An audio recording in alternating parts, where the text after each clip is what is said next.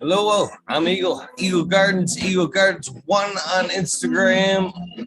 Welcome to episode 653 WEedNerdWorld. Oh, how I missed you guys, but I have had a lot of fun. Here lately. Looking forward to hanging out with some more of the Weed Nerds. Been hanging out all weekend long with just a ton of cool motherfuckers.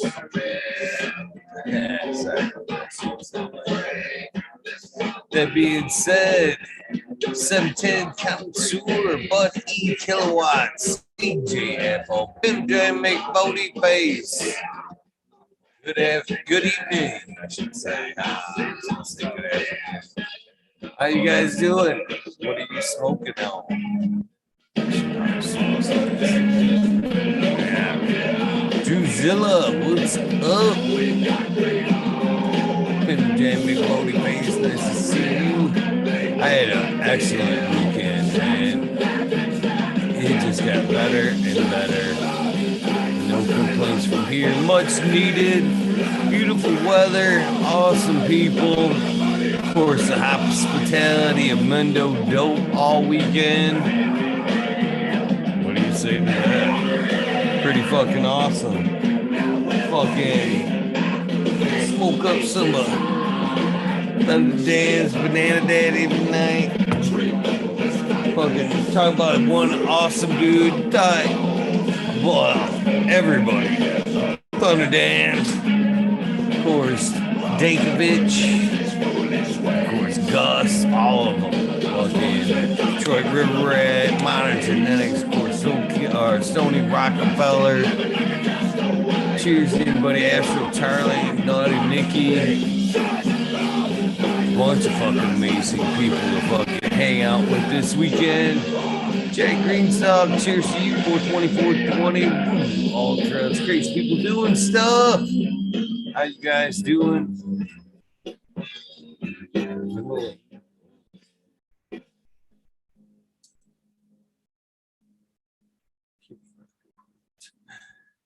Yeah, I passed out a good handful of the DOA beans. I need to start getting some out in the mail tomorrow. So keep your eye open in your mailbox. If you got over to the Dank of Anthony Gmail and put your address down for that little project. I am everything that I said I am. Keep my shit tight, man. Motherfucking Hoover Dan. Chris, and big course. Any time so my mind said it's time to despair with the mindset. Gotta find the essentials here. Haven't even unpacked from the weekend yet. Got home today.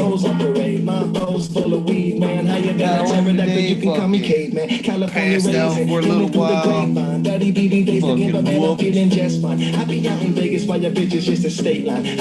all DOA beans. We're never gonna lay down, we ain't going nowhere. You can come and give a try. Our bodies are blood and thicker than water, like Goonies never say die. Oh,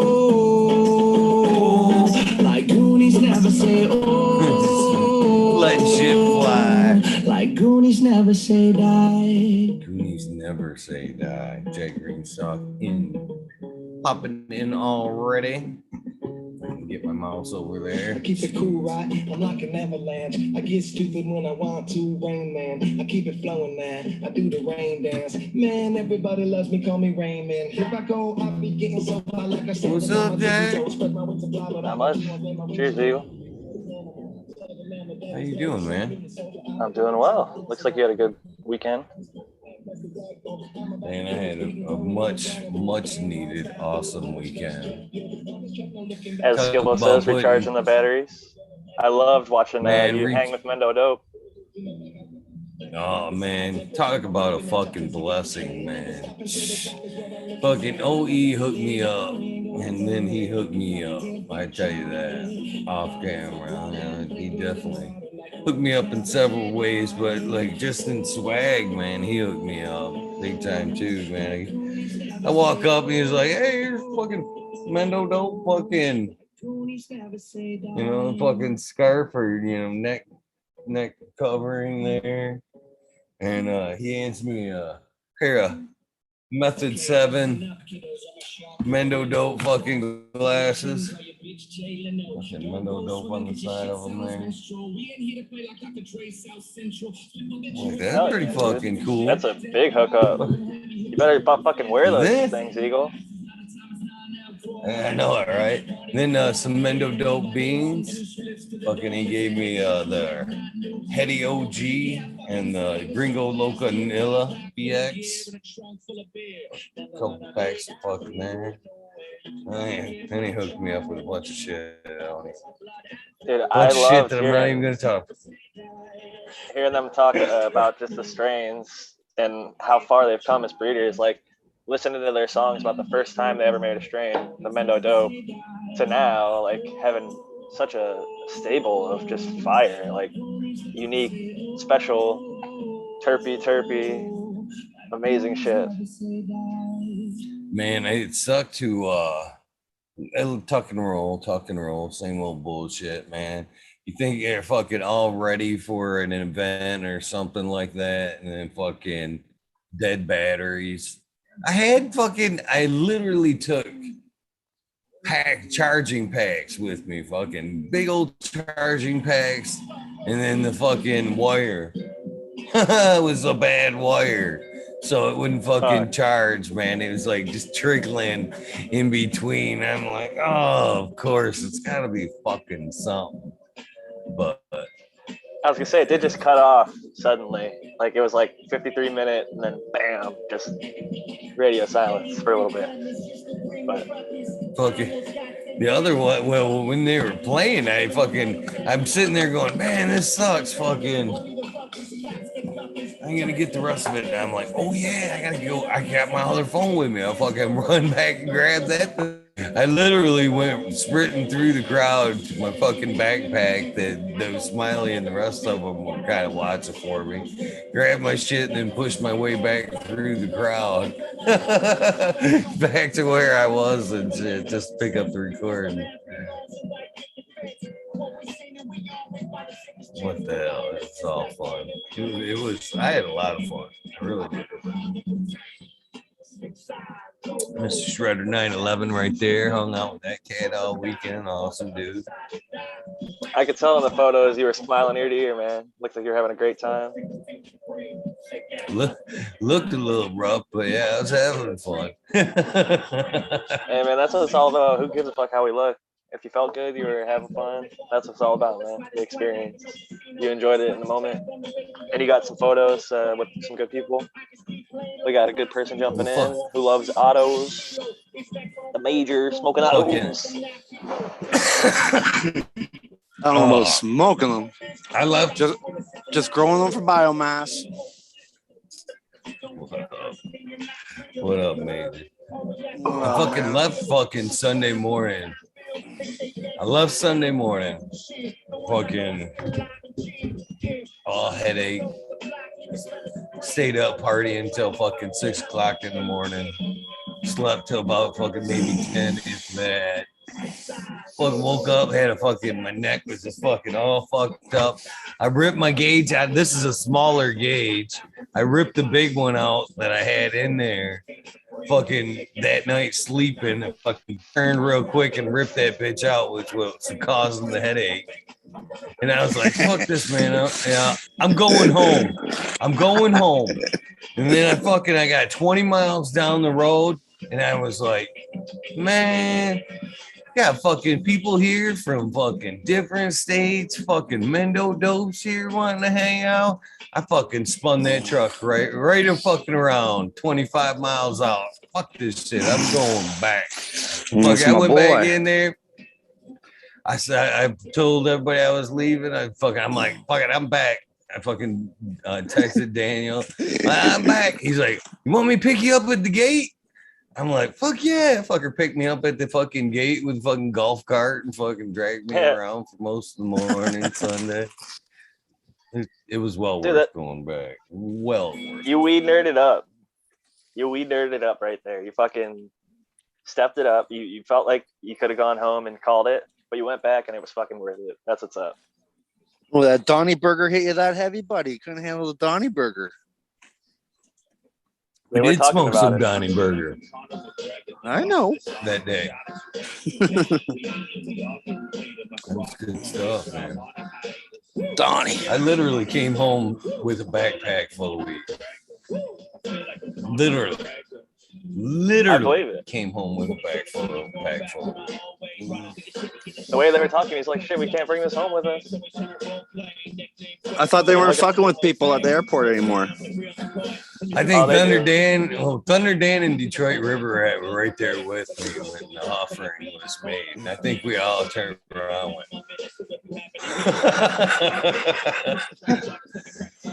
went, Hell yeah. We will gladly partake in helping you find a home for that. Right, can't let it go to waste, no, right? I don't know how was the mix of it besides the Donnie. What else stood out? Oh man, there's a bunch of good stuff here. Did you get any of the vanilla? Have you smoked on any of the vanilla yet? You know, I think that's what's in the truck. He fucking gave me some nugs of that shit. And I didn't want to mix it with anything, so I fucking palmed it for a while. And when I got to the truck, I was like, oh yeah, I don't want to mix this with the rest of it. So I just let it in my little hiding panel there. Of course, that vanilla kush comes from Barney's farm. Ain't too bad. I had that little cultivar for a while, but I didn't find any vanilla, unfortunately. Is that where it's from? Yeah, That's where Mendodo got it from? pretty sure. I don't think that's accurate, but The only vanilla I ever had came from fucking Granny Panties, which I think was vanilla kush. I think that, and I'm probably misremembering, I'm fucking stoned.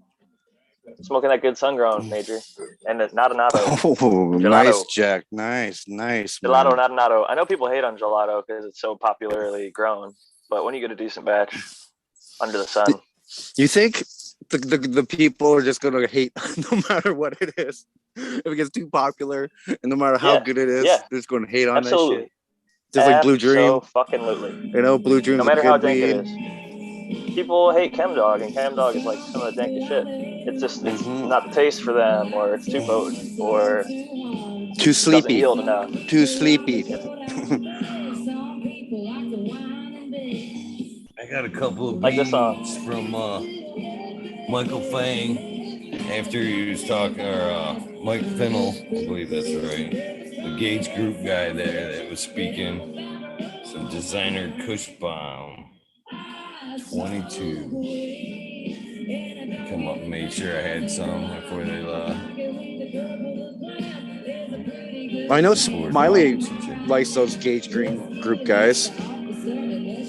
I've seen their seeds before, like for sale, but they were like $500, $700. Just like,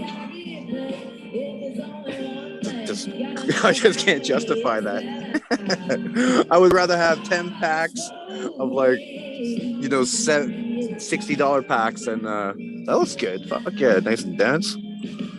That's fucking this is mine. This is Skyly Sky Cuddler times ago. So Jay, The GGG group is no stranger to. Oh, go ahead. Sorry, I cut you off. I cut you off. That's my bad. Go ahead. I was just gonna say I gave him 2 of the 3 Finos that I grew out, but the third one there, fucking Herbs Dry, let me down. Thought it was good and dry. Got part way down there. Fucking check it out. It still had a little moisture to it, so we didn't get the third one. Oh wow. Ah wow. Happens. So, what were the results on that? On Danny Boy smoking you up with that purple? That purple affect you any, Eagle? A banana daddy? To be honest with you, we smoked a little bit of it. And it was good, but it wasn't enough to necessarily go through the challenge when you're smoking a joint with fucking 15 people. But we're getting ready to smoke something right now. A fucker handed me a fucking mason jar. Nice These three job, right here. Danny boy. Nice job, Danny boy. These fucking three, this right here, stuffed in this here jar. He's like, here you go, check that shit out. So Fuck yeah, 3 ounces. Here you go, bud.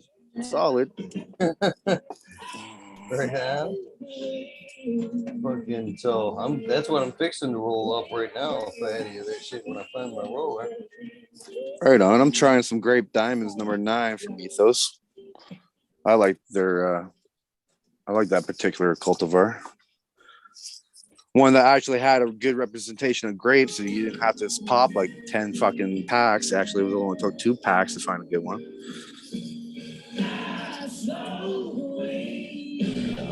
Cheers, SoCal and chat. EGC, we learn fast. Oh, man. Yeah, awesome weekend. Much, I can't even tell you how much I needed that shit. Got to spend some time with the grandson. I got to be the first one to babysit the grandson. Can you watch him? Hell yeah, I got this shit. Good. Can I watch him on weed? I raised a kid or two in my age. At least Eagle has, I should say. You raised 3, so I mean, you've done a great job before. So I think that they should definitely trust you to look after your grandson. Mm-hmm. I love holding him. He's already got a sweet spot for Grandpa, I can tell you that. He looks happy in your arms, man. I'm happy. Yeah. I think the toughest guy in the world, all they need to do is hold a baby, and all of a sudden the heart will crack, Melt right? the heart. Yeah, man. All of a sudden, especially one tough that you're blood related to, man. One that's directly from your line. You know, it's your family. Oh, it has to be. Your It has family to tree be. grow. Yep. Mm-hmm. For sure, man. Big step. Look, I ain't even unpacked yet, man.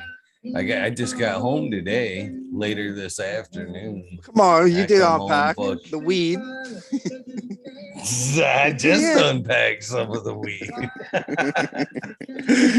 Notice he said some of the weed. Check. Because there's so fucking much. He's got to keep unpacking more of it. That is cool, man.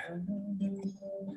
I was fucking out, man. I just woke up like fucking 15 minutes before the show. I was like, oh man, that felt too good. Too good when I got home. No, thanks for doing that, Eagle. That was fucking cool as shit, buddy. Felt like I was there. I gotta say, I do agree with Mendo Dope. You don't gotta blow up your own spot and grow a Mendo Dope tree your first time going outdoor. I think if you just drop an earth box out there, I know you said you don't want to grow a 5-foot plant, but you know, a 5-6 foot tall plant in one of those earth boxes, you just get a good amount of sunlight. There's this person, Cape Cod Lori and Cheddar Bob. I mean, a bunch of people use them outdoors, but it's real impressive what you can get out of an earth box. Just one plant. And like they said, that profile is different. Smoking something grown under the sun, whether it's greenhouse or sun grown, you get a different expression, 100%. That's definitely why. Well, I've got a couple going out there right now in earth box with some seedlings in it that are about big. So I should probably end up close to that 5-footer mark, and then the earth boxes. Here's Green 13, even though you just ran away right when you walked in. I'm close by. What's up, brother? Good to see you. I'm about to run to the bathroom, actually. So. I fucking had a dream that I drew a fucking big old Mendo tree. Earlier tonight, I was probably just fucking kicking my head and making like sleep joint hitting motions while sleeping like a dog does when they're running and shit. Cheers, Smiley and Green 13. How you guys doing, man? What are we doing? You hear me? Yeah. Fuck yeah, man. Got a lighter. Oh, I got a lighter. What's new? What's up, Smiley? How you doing, bro? Good, man. You just got back. All right. Hey, You've been working. That was badass with Mendo Dope. He had the behind the scenes and shit on Sunday. That was sweet. Hoping to have it on Saturday, but that phone went dead, and I was like, "Fuck!" And they were probably, I was like, "Man, they're probably all waiting for that interview." It is what it is. I can't turn this bitch up. That was cool. So that was badass. They were just hanging out, Oldie, and it wasn't the whole crew, but it was Oldie, and then Blap was one of the other guys in the group.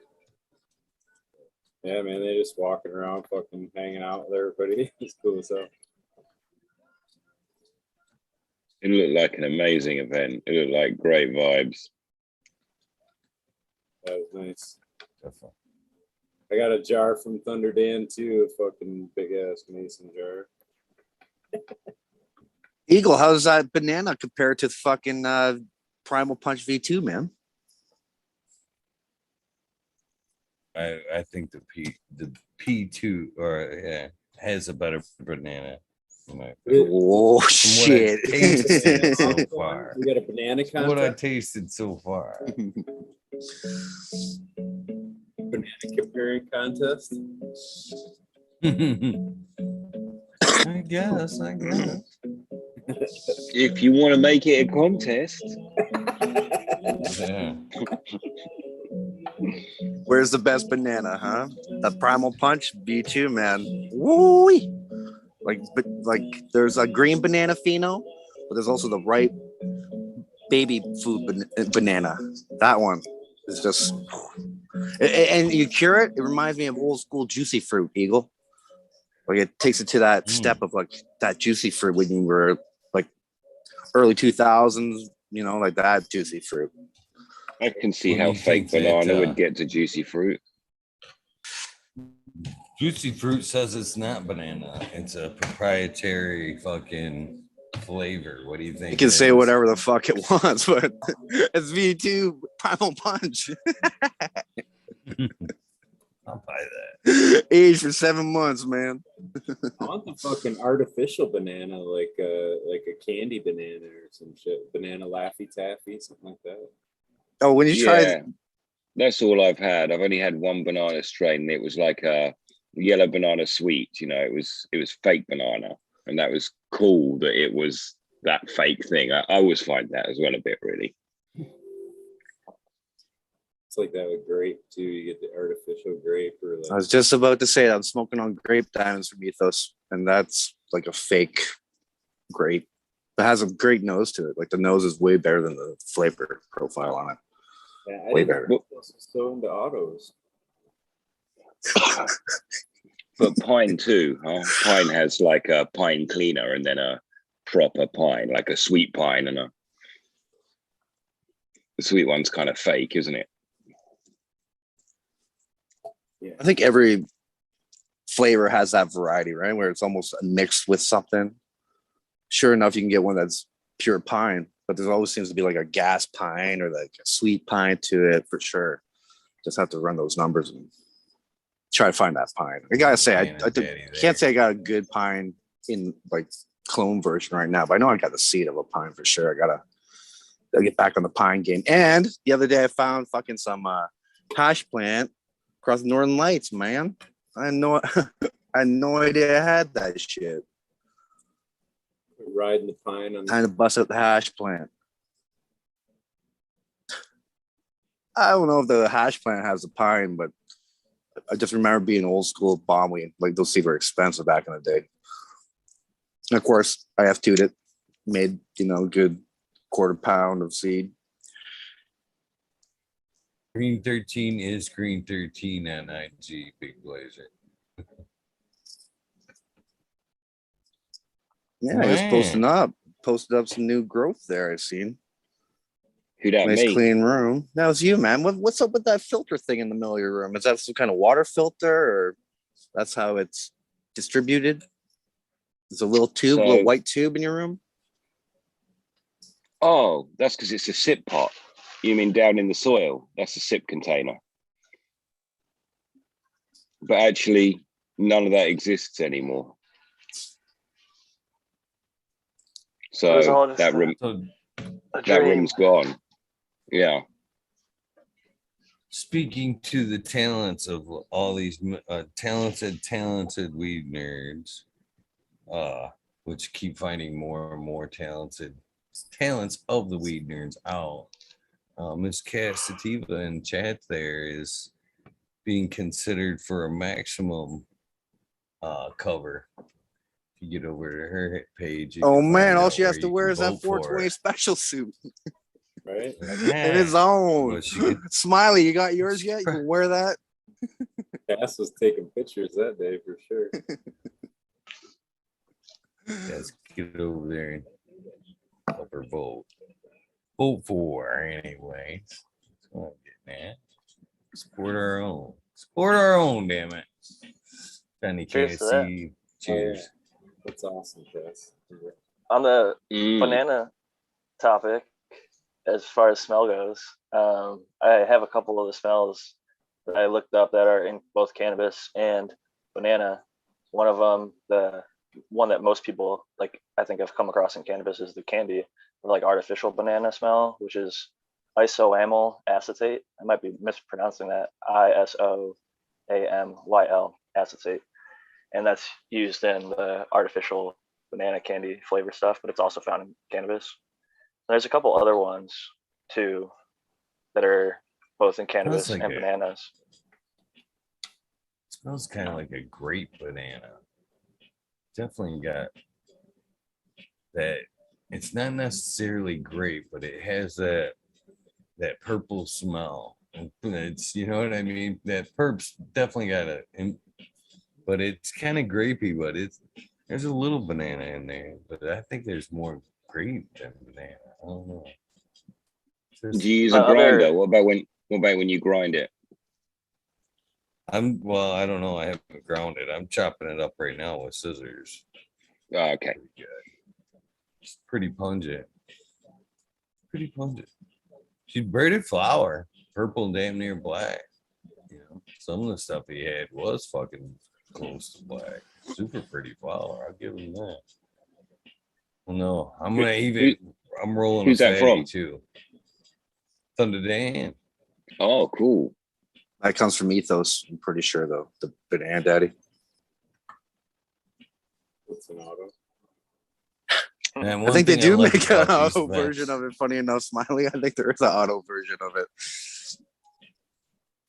Meet a lot of these folks online, and then they turn out to be just as cool, if not cooler, in person. That was this weekend, man. A lot of them kids I got to meet this weekend firsthand. Fuck, I thought they were some fun folks. But when you're having some fun in the middle of the trees in the middle of the night, a lot more fun comes out. I can tell you that. Good times, man. Good times for sure. Boys getting that whiskey. Get some mushrooms rolling. None. Oh fuck yeah!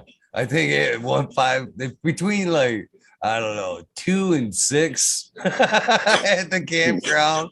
We fucking were just nice group of us just sitting around the campfire, just fucking laughing our asses off. You can see like the tents and shit around us, lights popping on and off all night, probably going, well, these fuckers just please go to bed with the fucking laughing and shit. Jeez.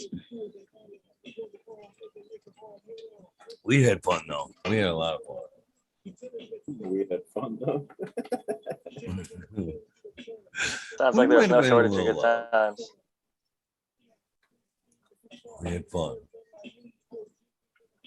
There's no shortage of all people about. partying though. Yeah. You've been to see that baby as well. Yeah, there and back. I stopped both ways. Yeah, I figured you would. The return journey. You can't miss a minute, man, when they change so fast, you know.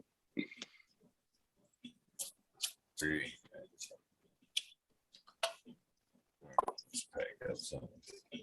I bet that baby already looks different. Little bit. Getting things, facial features becoming a little bit more distinct. A little bit more weight, you know what I mean? Get a little chunkier in the face. Yeah. Awesome little man. Awesome little guy.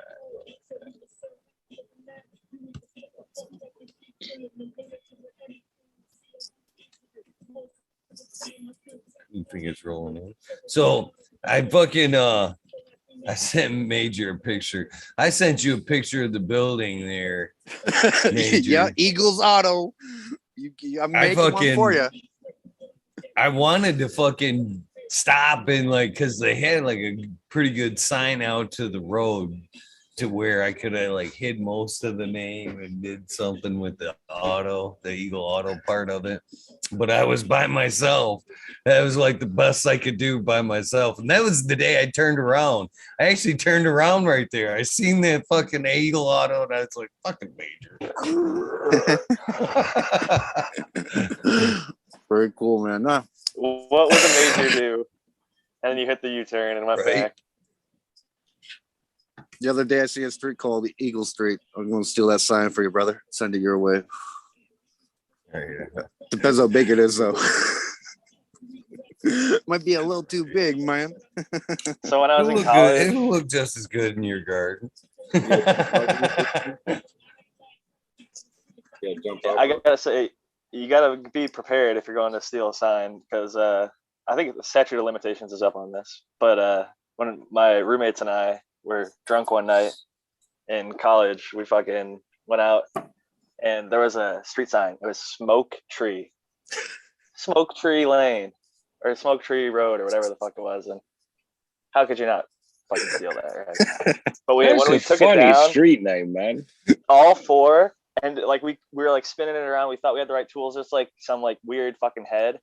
And we're like standing on each other's shoulders, like drunk, trying to like hold each other up and like wrench on this thing. And ultimately, I'm like spinning around and fucking pop the shit off.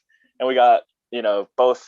It wasn't four; it's two street signs or whatever, the crossroads. But it had like the metal mounting brackets, so we had to like get it, bust ass home with it, and then take it apart. And I know that the two guys still have those signs, so fucking good times with street signs. Yeah, we stole a bunch too. I was dumb enough to put them at the end of my property. It was in the ditch. I threw them in the ditch. Of course, the cops showed up and asked me if I knew anything about this, the signs at the end of the road. But no, sir. Can't say I do. Yeah, some drunk college kid must have came through there. I was still in high school, but I remember taking chainsaws and we cut that shit quick style. We didn't fuck with the bolts. All our shit was on wooden posts. Oh yeah, ours were on metal poles. Cheers, Green Fingers. Green Fingers. Cheers. I was thinking they didn't even some have seeds. Lines up by you, Major. It was like yeah. When I said poles, I meant trees. They're attached to trees. I just cut the trees down. I was thinking it was just like random shit pounded a nail into a tree. It's at the blue triangle, man. You got to take a left. But the logging roads like that, when we went up in Canada, it was like that. We went straight through like Sault Ste. Marie and then straight north there. And then, it was like a couple hours north and you're in the middle of nowhere. And like, then we took a turn onto like a logging road and we went another couple hours. And there was like, there's no street signs, but all the fucking paths were on GPS still. So like you could kind of follow where you were going and you could see where like a next road was coming up, but none of them had names and there were no street signs. It was all just, like fucking logging roads. So. Yeah, that's that northern touch. Do they have numbers? So how the fuck what does the GPS call it? Turn right on the right. Trails. We didn't have a destination. We just had the map, Right. Yeah, trails. Turn right on the trail on the right. They're labeled up here too. Trails like that. You can go. They're not labeled on the road. You can actually you have to drive with your GPS, like you're saying, going. There's another one over there. Now you gotta watch out on those old logging roads, dude. Bunch of fucking people just fly down that shit. Never want to be in the middle. Shit, we had one of the trucks come flying down there, and it's basically, I think they own the road, like, so you're, you know, if they run into you, it's your fucking fault or whatever. It's like, you know what I mean? It's company owned road or whatever. Mm-hmm. Use that own risk or whatever the whole blame is. You probably don't even get insurance because it's not on a public road or some shit. Oh yeah, you're null and void. I was gonna say, I don't even think they like you using them or whatever. It's just people do, and they don't really enforce it or something. But I don't know all that. But yeah, it's hassle for them, isn't it? If they smash into you, that's still hassle for them at work. Mm-hmm. More paperwork and shit. Yeah, I know Australia's like that as well. Lots of random trucking roads because they have those rigs where they'll have like I don't know, six containers on the back. Yeah, fucking like a train. They don't stop. They, you know, takes a while to stop, so you just get smashed out of the way. Right. Obviously, Australia is like 95% unpopulated, so. Just watch out for the kangaroos, shit like that. Dude, there's a lot more than just kangaroos. I was so fucking in a daze on Sunday. The day after that show, we smoked so much weed. I was laughing. My girl was passed out. I slept for 12 hours, dude. I fucking slept for 12 hours. Wow. Yeah.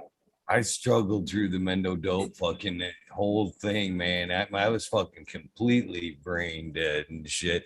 He tried to get me to do like a fucking couple of like soundbite shits, you know what I mean? Oh man, dude, plug the show, hanging out with Mendo Dope. He shoves the camera in my face. I'm like, Mendo yeah, I'm like, Dope. I said something stupid. I'm like, yeah, I'm not into it right now. He's like, all right, give it a couple minutes. And I sat there and I'm like, thought about it. And then I'm like, I think I got something. And about fucking halfway through it, I'm like, I thought to myself, please don't air that. Please don't fucking air that. He even tried to like cut me off and kind of like pick up where I fucked up.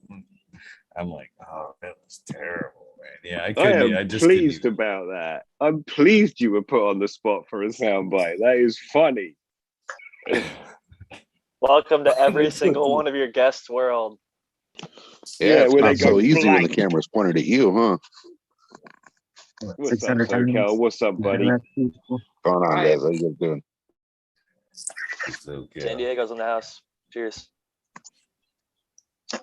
So, but Danny Daddy's gonna knock me down. This will be a good opportunity. I didn't roll a pinner and say fuck it. Nah, it didn't.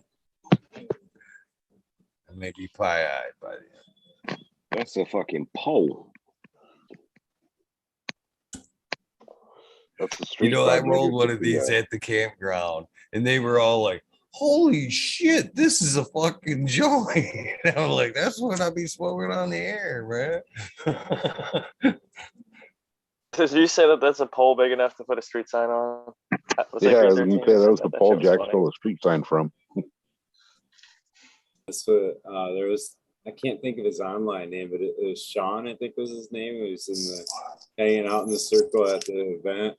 And I look over, dude. I thought he was fucking it up at first, and it turned out he was, because it just looked weird the way he was like rolling this joint, you know. And I was kind of like, that don't look right. And I kind of checking it out a sec, and it turned out he's just rolling this like fucking waffle cone of a joint, dude. It was like this big. It didn't look right because he had so much in there, you know what I mean? But he was like rolling it so thick, I was laughing.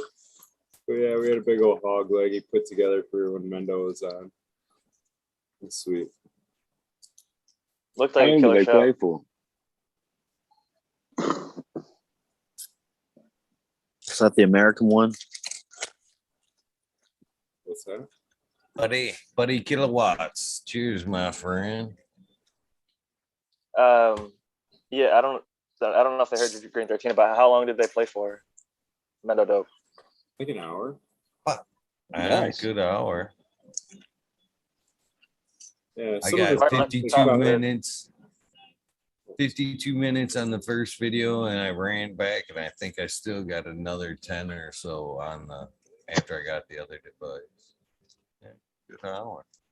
I was gonna say they went through quite a few of the songs too, because they didn't necessarily like sing the whole thing, you know what I mean? They just do like one or two of the verses and then kind of stop. Get to the hook. Yeah, and go into another song or whatever. So they did cover quite a few of the songs, which makes sense. They got so many, you know. Well, and sometimes the person's not there. The other verse might not be there. That might have been too, yeah. Because Bleeze. Yeah, I thought Daniel told Eagle that that was the first time that it was just him and Blap for a show. Yeah. Yeah. Well, there was another guy. But I'm just speaking to like as many songs as they have.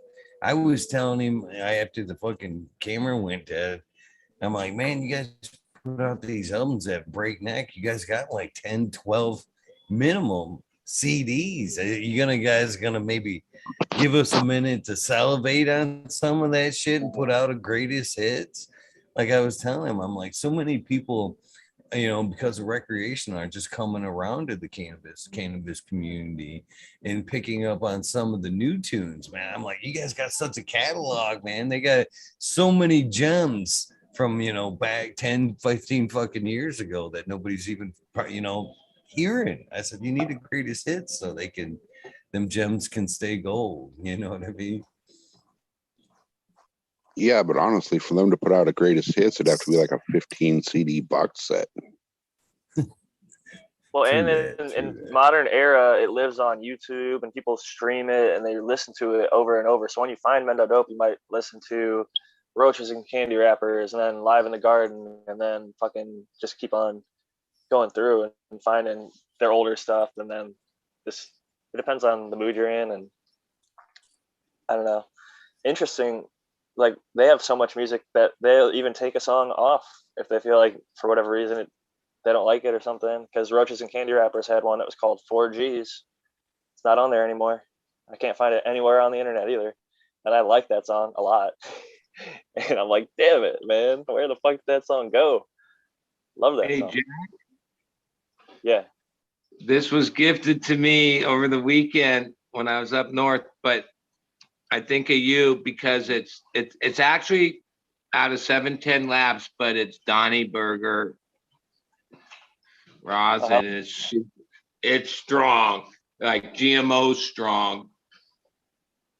710 Labs does a good job. It's expensive, but they have good quality. If you're looking for good quality and you've friend works there, so that's who gifted it to me. But he didn't have enough to gift me this, but the best shit I smoked, which is, I guess, one of their label products.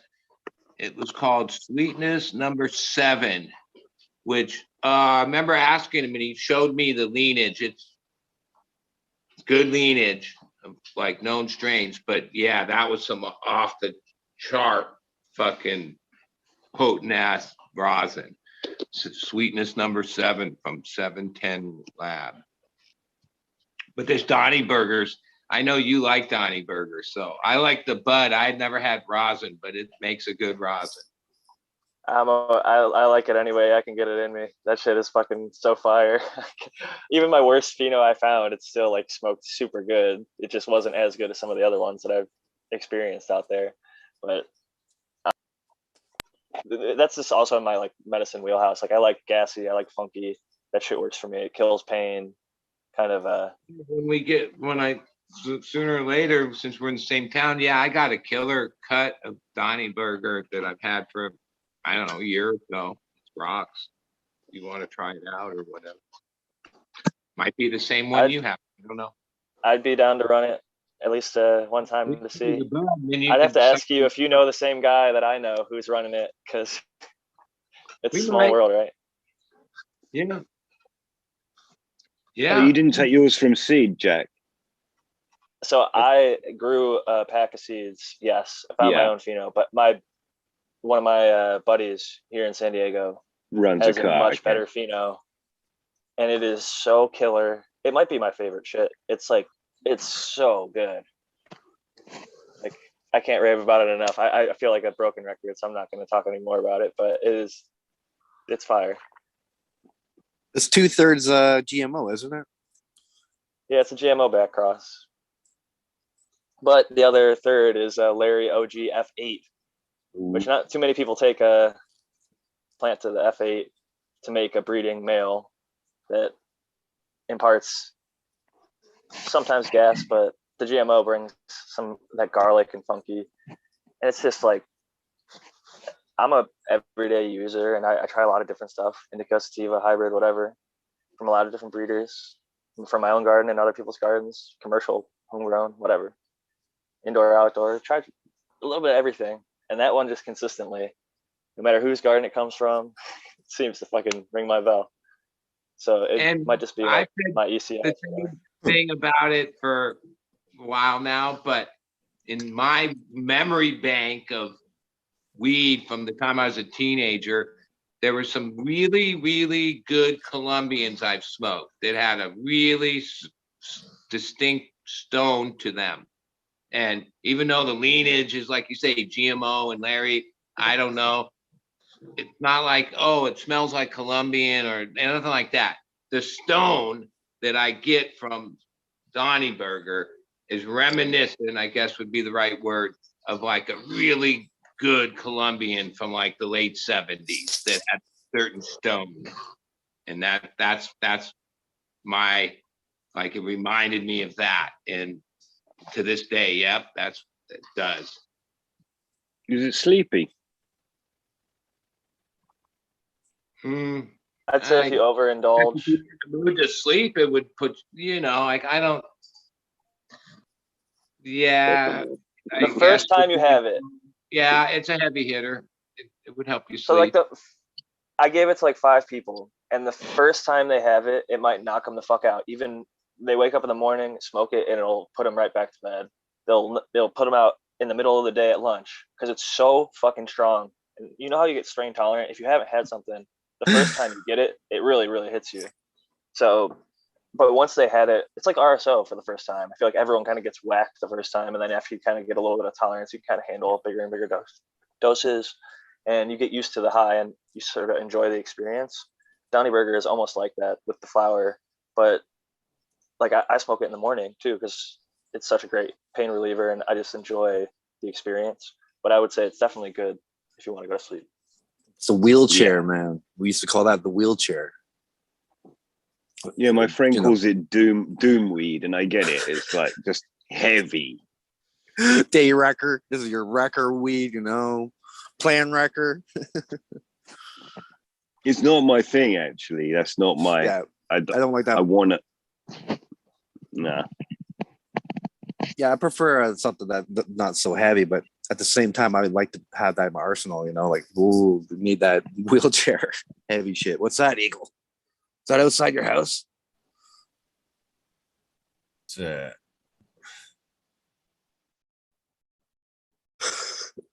Watching aliens there? Slapped him in the face already. Look at it. Slapped him right across the face. That purple one. Grabbed him by the collar. Slapping his ass. Just slam them down. Power slam. From the top rope. Good, that's for sure. Destroy. No, I didn't hear what you said, Major. You just kind of threw me in there. What? Maybe the confusion is what outside? What the fuck?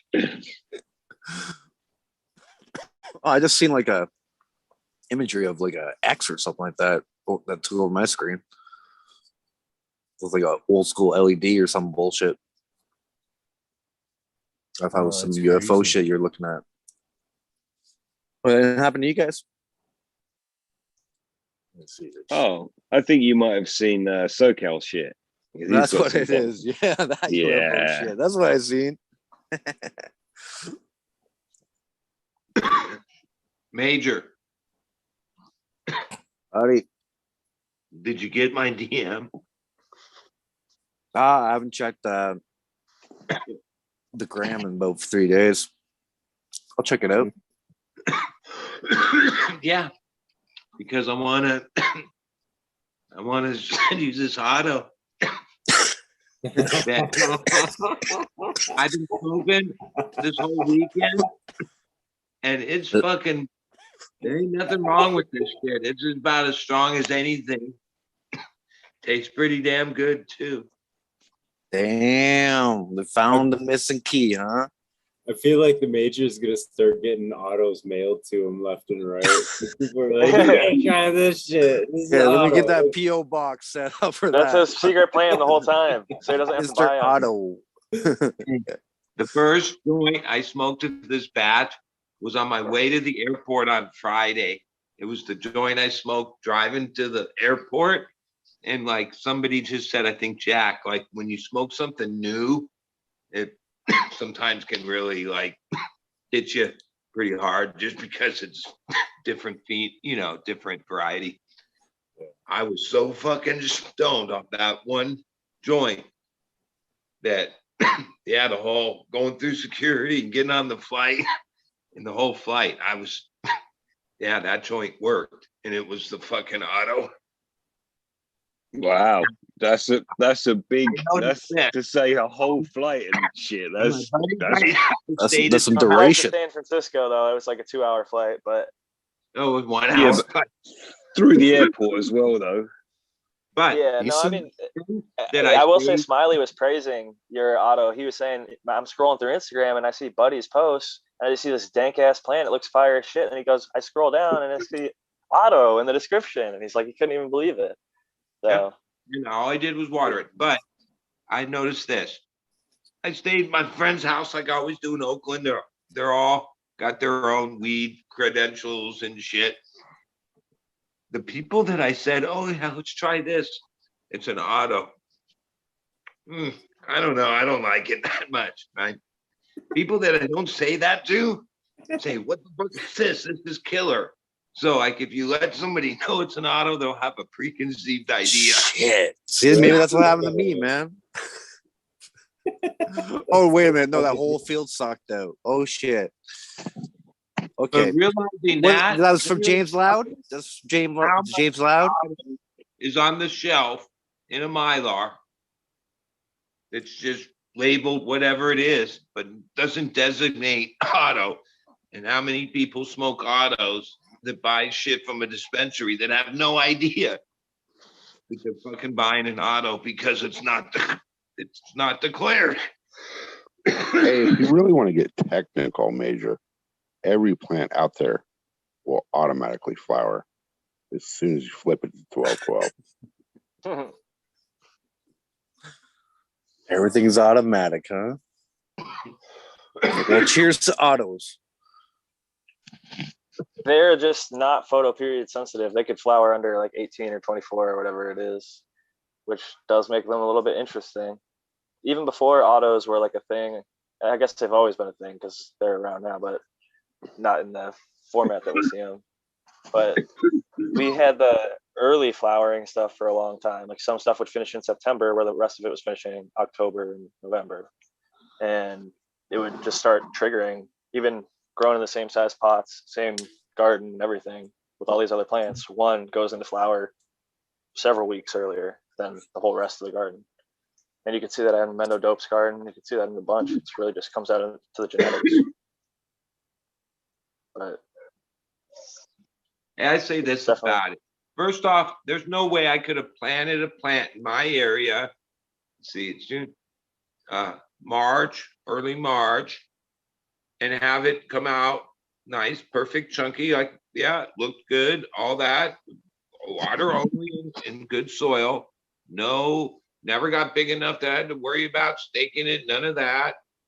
Maybe only a couple ounces per plant. Yeah. Hey, right next to it, I'd taken a few teens from indoor and put them out there, and they triggered and flowered automatically. and they're like not even worth harvesting. They like got weird and They're on the maybe reef edge. or whatever. But yeah, with no care at all, those autos fucking performed. So, and I have no stake in autos. Like they were just a gift from a breed that doesn't even really sell autos. So, yeah.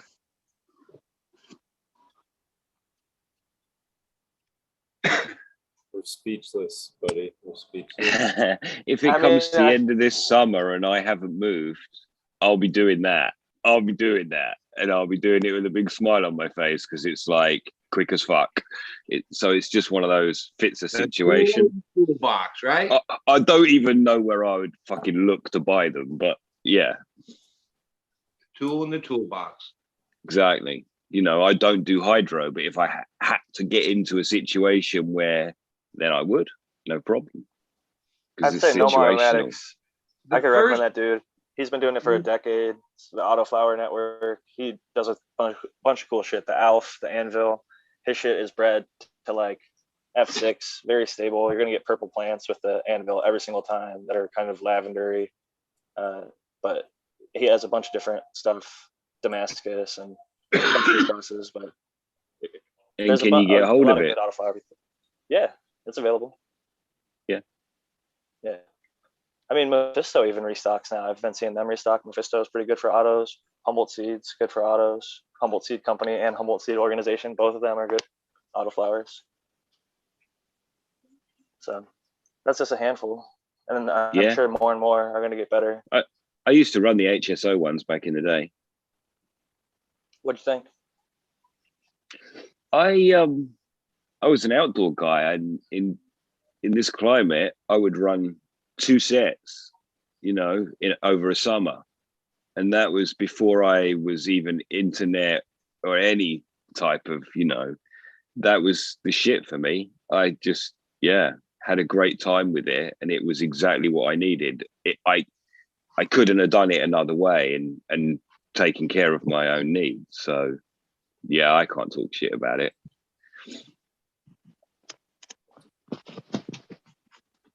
Which strains did you try from HSO? Well, you've put me on the spot now. I'd have to look at their menu, but like most of them, I would have to say. Oh, okay. Because I've only, I tasted, I didn't grow them. My buddy, who's a savage with everything, photo periods and autos, he just happened to grow some autos this time, but he sent me the Bubba and OG Kush little samples. And that's the best one. The OG Kush one's the best one, I reckon. Those two were I'm an OG Kush and a Bubba Kush fan. And for them to be like auto variants that turned out like not only smokable, but I was like, damn, this is pretty fucking enjoyable. Better than some OG that I got from like shitty OG growers, you know? So. Yeah. I was pretty HSO mad because I was Brown Guy 420 was my whole fucking internet crush. So, and he was always chatting about it. So that's where I used to buy tons of seeds. I got a couple of their shits.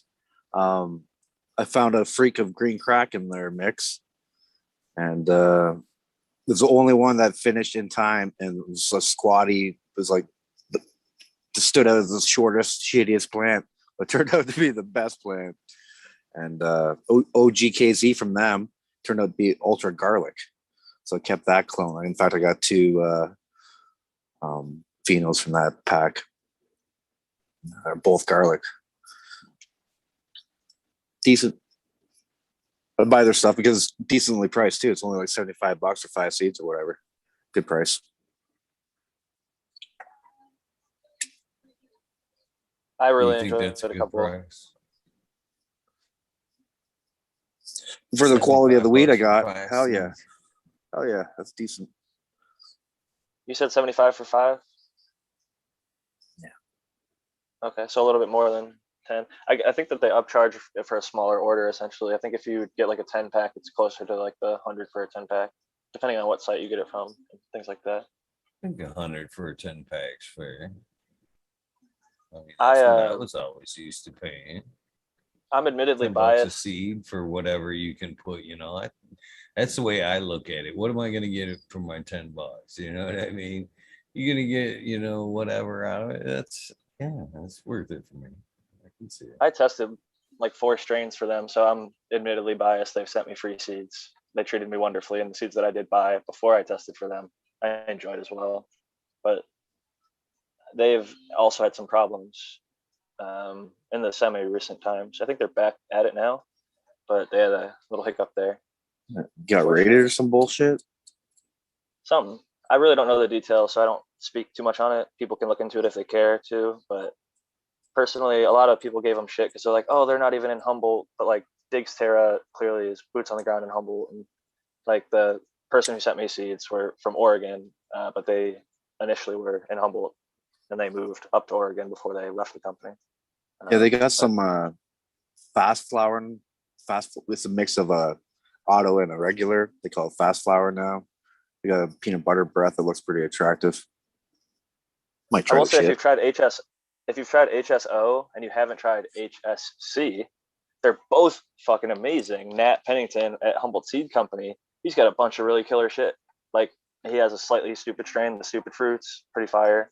The Blueberry Muffin is good. He's got some autoflowers. He did a strain with like Don Carlos. He's got a whole bunch of crazy shit. One of my favorites I've ever tried, pineapple upside down cake, as far as flavor and amazing, like more uplifting high. Green 13, I said, I remember you saying you don't like the doom weed, and that pineapple upside down cake is like, it was strong, but it's not gonna like put you in the couch. It was more like happy, uplifting, and motivational.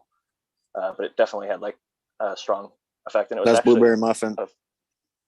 Big old nugs on blueberry muffin. Everyone was like a 3 that three one's tried and grammer at true. least. That's like his staple. They're known for that one. Yeah, that's good turf. I tested for HSO at the same time as you. Did you get the Sour 76 and the Platinum Yeti and all that? Yeah. What was your favorite of those 4? Was it Bubba's Gift? Bubba's something times. Bubba's Gift and Gift of Fire, F2. Yeah, it was Bubba's Gift. I got a crazy crystally blackberry tasting, but that was kind of doom weed. It was kind of heavy. I have 5 of the Sour 76 left and 5 of the Platinum Yeti F3. And I'm actually planning to F2 those Sour 76 because I never released it. And it was some of my favorite shit I've ever tried. And like, I just want them for myself. I'm not going to put them out. But they were really short, squatty plants. Like I vegged them everything to 12 inches and 1 gallon cocoa pots. And they finished at like 22, 23, and 24 inches. So they literally just about doubled, plus a little bit more. But they're just like 4 baseball bat colas, just like straight up and down the stalk, just like pure nug meat everywhere. It's just like really dense, good bud. It had like a range of citrus. One was orange, one was lemon, one was lime. But they all had a really strong hashy and like gassy undertones. But yeah, there's definitely like there was the orangish one was more tangerine. It kind of tasted like tangy mixed with hash, and was a lot more. The thing that I don't like about tangy is it's not very potent, and that Sour 76 was much more potent. Yeah, I think mine were lemony. It was a long time ago now, though. Yeah, it's been years, man.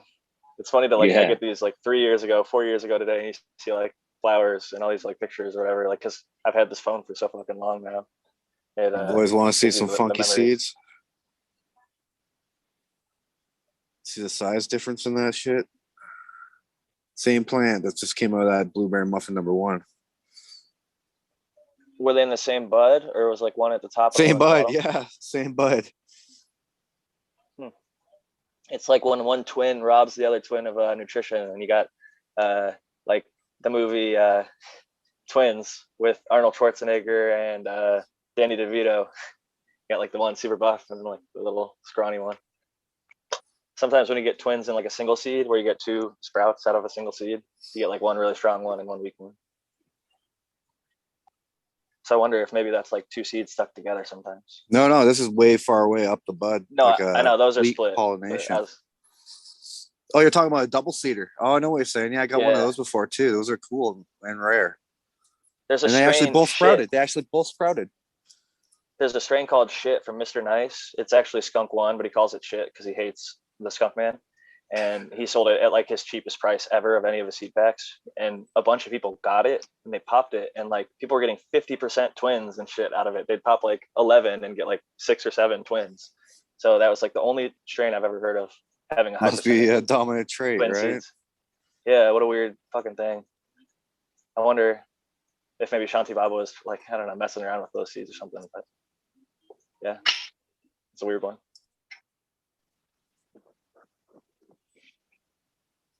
Didn't they prove that smaller seeds are more likely to pop than bigger seeds? I think. It's a shame. I thought it was Jack that told me. So now I'm in the middle of something without backup. I think that we found out that they're, or maybe just breeders have said that they got stronger results with smaller farmers for centuries have always picked the larger seeds for most crop, but I will say that I've had large and small seeds germinate personally. Yeah, I don't know any dude that Toad that posted something recently. 4 months ago, I was cracking like maybe 4 or 5 different varieties of Masonic stuff. There was this one, Chili Birthday Wilson, and I've seen some small seeds. I had to actually get my glasses. I wasn't sure if it was like just maybe a piece of wheat. I couldn't tell. They were like that small. And I think I sprouted those with 2 other varieties, paper towels, and every one, and faster than, they were the first to crack and sprout, and there were once they got going, they were fine, but yeah, they were like teeny, but yeah, they went no problem. Well, that's the influence of the male, because I knew that was right by my greenhouse where I keep my males, and there's always leakage. Bonus seeds, as I say, and that's definitely, I could probably almost guarantee that I'd pop the left one and right one. The left one being the smaller one is probably a different cultivar for sure. The cross would be evident. Eagle, what did Mr. Toad post? About seed sizes.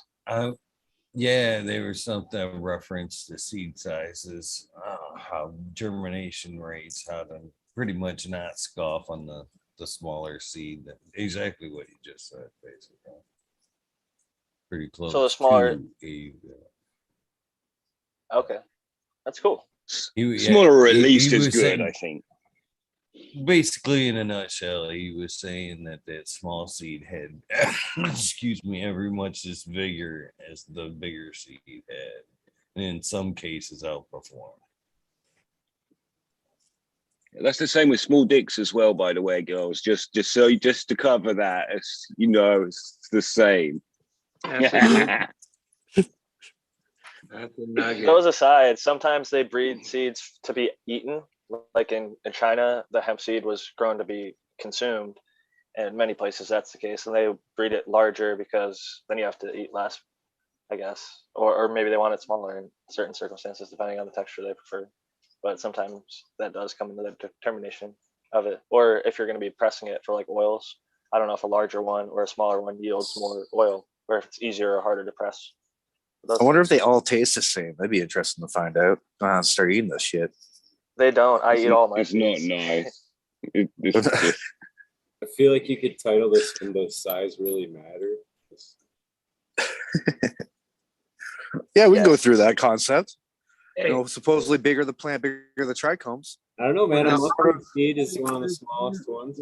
More active, and they would be like trying to approach people in public places.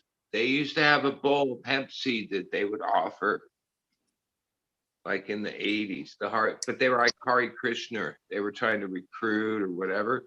But yeah, they had a bowl of hemp seed. That was always something they did. I think I remember someone talking about eating that stuff before, with all the skin in that bowl, that everyone would just run their hands through it. Yeah. You know about like the yellow deli here, buddy? Yeah. Oh, yeah. I mean, they have the real one is out where I used to have a property like east of the 15, and then they have the one in Vista. It's like a religious cult. There's always cute hippie girls, but yeah, they're caught up in The this. walkers or whatever. So I was getting a burrito, like, late at night at my 24-hour Mexican spot. And these people come in and start handing out literature. And like you say, they've got like hemp seeds and stuff. And I was kind of a little like, it's close to Vista where I was at. So that makes sense. But You have a beautiful property. You work. It's a communal thing. It looks they seem happy, and there's never they've been in my area now 20 some years. It's never like you hear about fallout or weird, but that day could come. It is like they're in a communal, religious, I guess you would say a cult, not in a negative way, but in a, yeah. It's a commune, not a cult, isn't it? Surely. No, is it they are religious? communal living, but no, they're kind of agreeing. If you saw the paperwork, he's not wrong to describe it that way. Okay. But they're only associated with each other. Yeah. But they make really great food. It's all organic, and they produce it all, and they're close the loop, and they've been all these things for a long time. That's part of the So are we a community, or are we like an Eagle cult? How are we positioning ourselves? So until Eagle dies, it can't be a religion. That's the one thing I do know, because that's what happened with the fucking guy who wrote the Scientology book. If we could get to the point of one for all for one, this all in, and we. That's right. You know what? It could be a religion. Subcool would be the deity in this case, because we're all weed nerds. He's the one that we're fucking following. He's the grand unifier. That shit's been going on since the 60s. The unifier. We have a god now. They have their like little moments. We're tax free now, boys. No one is actually overgrow. Well, there are. Thou shalt overgrow. Even that thou shalt not grow an auto. I think that's in there too, like number 12 or something. No, that's not in there. There's just 11. Commandment was you know he'd say that. And no femmes. Thou shalt not grow femmes. Femmes are for pussies. This is just in the major general place, that city in Colorado, Area 420. I'm like, yeah, that's kind of what's building there. I mean, they're their own. There's a hierarchy, and I'm sure there's a pecking order, but ultimately it's all one community, and kind of, it's not like a commune, but everyone is in, bought a piece of a plan. You know what I mean? Isn't it just a business park though, dude? In another form, a cannabis business park. Like, it'd be great if humans and people could just get along and work together, but that's like really hard to accomplish,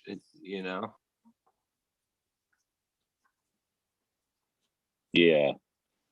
What helps is this fucking amazing plant, this medicine that calms us all down and helps people that are completely different from each other get along, even though we come from different backgrounds, different places, cultures, ages, everything. It's the humans are trying to get to safe places for themselves, right? For themselves and their children. And so when you get to a safe place, it's really easy to help other people. But if everybody's trying to still get to their safe place, then you hear sounds and stuff, but then mostly people have to focus on their own situation. And that's the social difficulty, isn't it? On a larger vibration. But weed helps. To varying degrees, there's different issues going on in cannabis that each state has. But like, I would say what is that the thing is that there's no acknowledgement that the crop, the price, the whole thing is based on the supply and demand thing. And when overproduction ever comes into a supply and demand thing, the results are always the same. But in this, there's no, like, everyone's their own thing. So, but it seems like, oh, I heard a thing that was from Canada that the guy said the numbers would be if they didn't produce any more cannabis from that day, that was last week, it would take 3 to 4 years for them to consume what's already on the shelf in Canada. Like, you know, already too much grown. Seems to be the same problem that happened in California. It seems to be Oklahoma might have an issue like that. Well, in other real crops and regulated things, that's what they kind of manage. That's how they keep wheat price and corn price and orange price at a thing, supply and demand. Because if there's ever too much supply, it drives the price down, fucking kills everything. Cannabis, how's that gonna happen? Because how does it happen in alcohol? I know they're not comparable, but how does it happen in alcohol? The same way with food or anything, like you said, right? It just here some products are different than others, where like some alcohols it ages and gets better, or it has cannabis like milk. So like this whole idea of having warehouses and I've seen pictures of like these warehouses that are the distribution hubs that just have like pallets after pallets after pallets after pallets after pallets. And yeah, I mean that dollar value is a worthless. Some of the things worked out naturally. Like, because I can tell you that my friend lives next door to a guy that owns the farm supply in Ukiah for the last 30 some years. And he's a good friend of my really good friend. He says that this year's orders of like just the basic shit, this ain't a hydro store. This is like a farm supply, but that's, you know, they get all the fucking supplies they need. Is down like 60%, lowest ever. No one's ordering stuff, right? Hose, tripper, all this stuff, 60% down. Well, that tells me, okay, that's how supply and demand works, because, a period of time after that, well, it'll shift back, because there's a lot of signs that people didn't plant this season. Well, that will, you know, there was a lot of signs after COVID and the rush of COVID that in the last season, people came back to the game and planted, and people planted more than ever, because the first part of COVID, that was probably the busiest I've ever seen pot. It never was like that. We never was like, holy shit, they're out. I remember in the 90s or a couple times over my lifetime, weed was scarce. You buy some bullshit because that was it. And if you didn't buy that, it was gone. There were some years like that, but even what are you saying, Raz? There was still weed. How's everybody doing? Everyone Cheers, just Raz. Good to see you, bud. Cheers, Eagle. Cheers, everybody out there. What I was going to say when you were talking about dollar value, if you simplify this for the whole world, dollar value means nothing unless your neighbor has what he needs. If you have what you need, he has what you need, the dollar means nothing, because what you need is there. See, a system that puts people under oppression, always looking at a profit. If I don't need a profit and I just need what I need, you don't need a profit either. You need what you need. So that when we put a dollar value on it, it diminishes the full value of what we can give to each other. Because I can give it to you if I grow it, and you can give it to me, and I can give it to if he grows the meat or whatever it is, right? So the dollar value is what, to me, makes it less valuable. Because if I can give you what you need out of my garden, if I grew it, and you were hungry, it's worth more than any money. If I can give you advice that where I've failed and where you might succeed, that's more valuable than any money.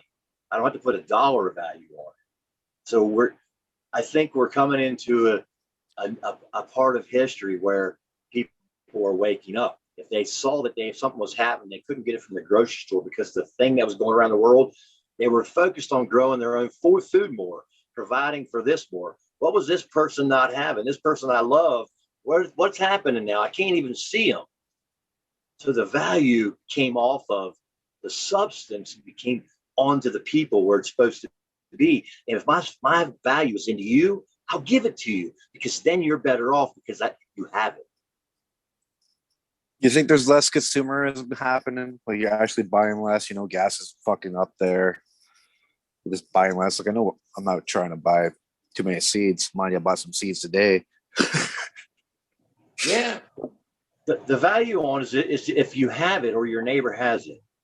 That's the value on it. If your neighbor's not hungry and you don't have the food, it's okay. If I guess that's like cost versus value, or right. Value. Okay, my value in you is that you are you. So anything I can help you to be better at you is the increase. I need some of that Salmon Creek genetics you got, brother. I need to expand my genetic. I need Salmon River. I need to expand my gene pool. Yeah, it's going to be getting out there. Right on. Make sure it gets Canada, brother. But see, the whole value in all of that is that if you're compressed, right, where you can't get the thing that made you comfortable, you find what's around you need and what is necessary. And the necessary thing is communication, first of all, and truth between everybody. And then the money value we put on everything is so far removed from who we really are. True enough, Rez, man. I know what you're getting at, brother. On top of that, when we start sharing, and we also get more value, and we also get community with that, right? Right. Sharing. It's love. It's making sure that guy's hungry over there because you got it. Right? And if you're hungry, he's got it. So what happens is that in those type of communities, they're always striving. They're always working to provide for themselves, but remembering they have neighbors. So I grew up in a farming community. My best friend, out of his pocket, never taking anything just because he knows they can't do it, will clear everybody within a mile, 2 miles, roads that can't clear their driveways in a 3-foot, 2-foot snow because he has been provided the equipment already. And he knows he has to take care of his own, but he's also thinking, I got neighbors that can't do this. I saw an Instagram today where it said that a community was silent during this auction to allow the the family, to get his property back for like nothing.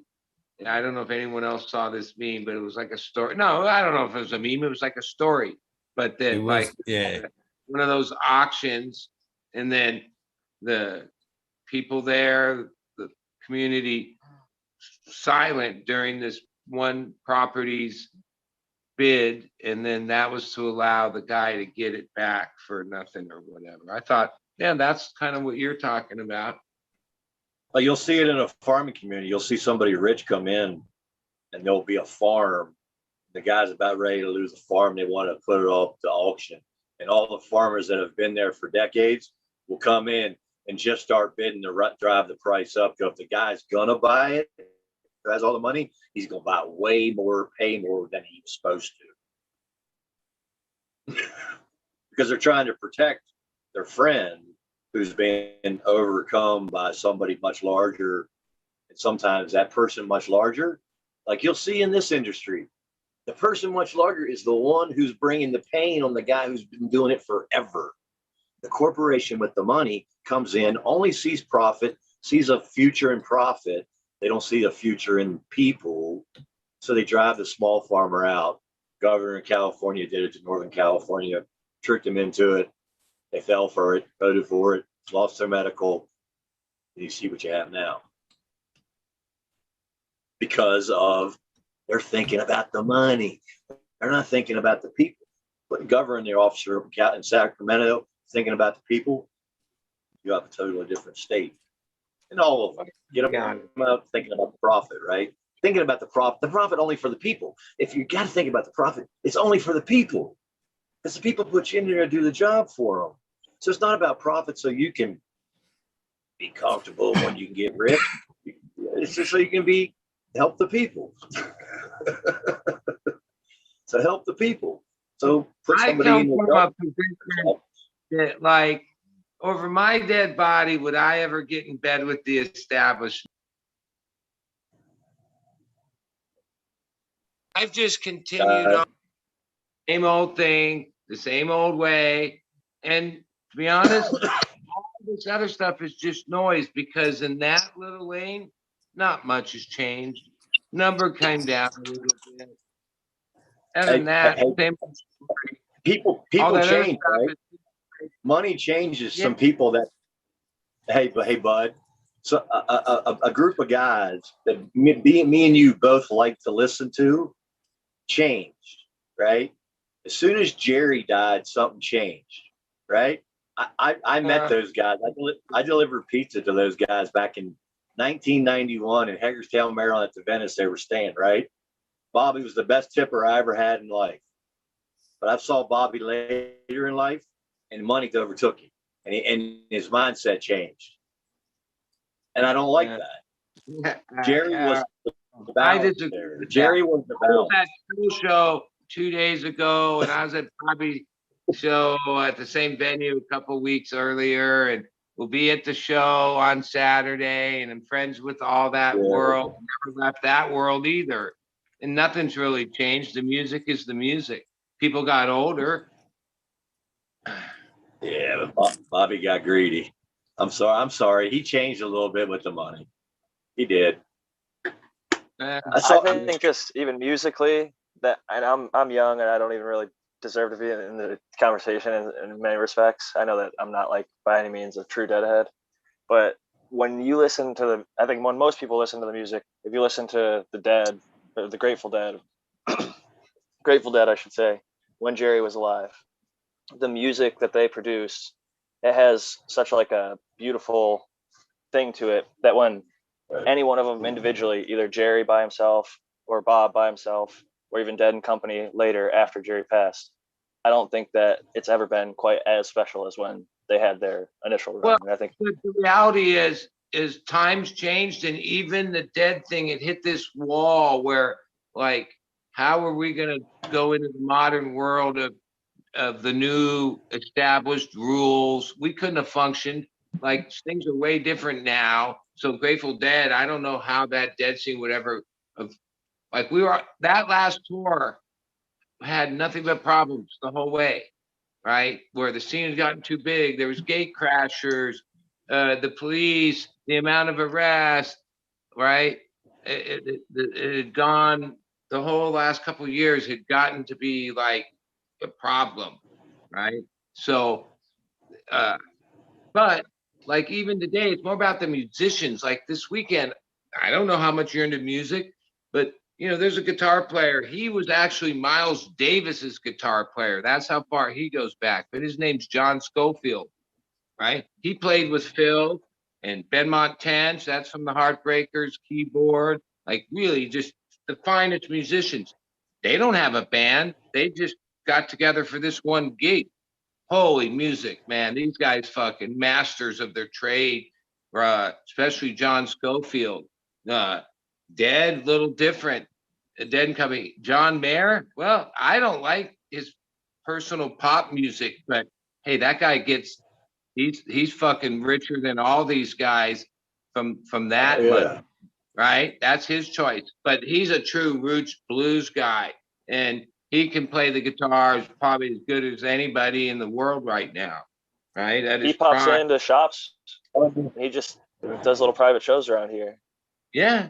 And he played at the Troubadour like over the weekend, supporting his friends like punk band, or he's about music, right?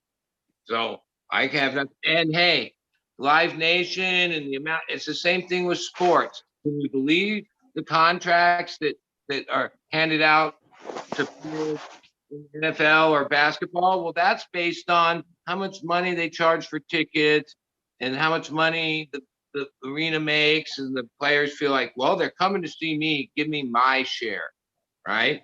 And that's the same thing in music. Like, hey, what do you blame them that the fucking game changed and now they're offering tens of millions when they used to only offer 50,000? I don't know. I don't blame them for that. It's not the it's not the money. Wait a second. Now wait a second. When I say he got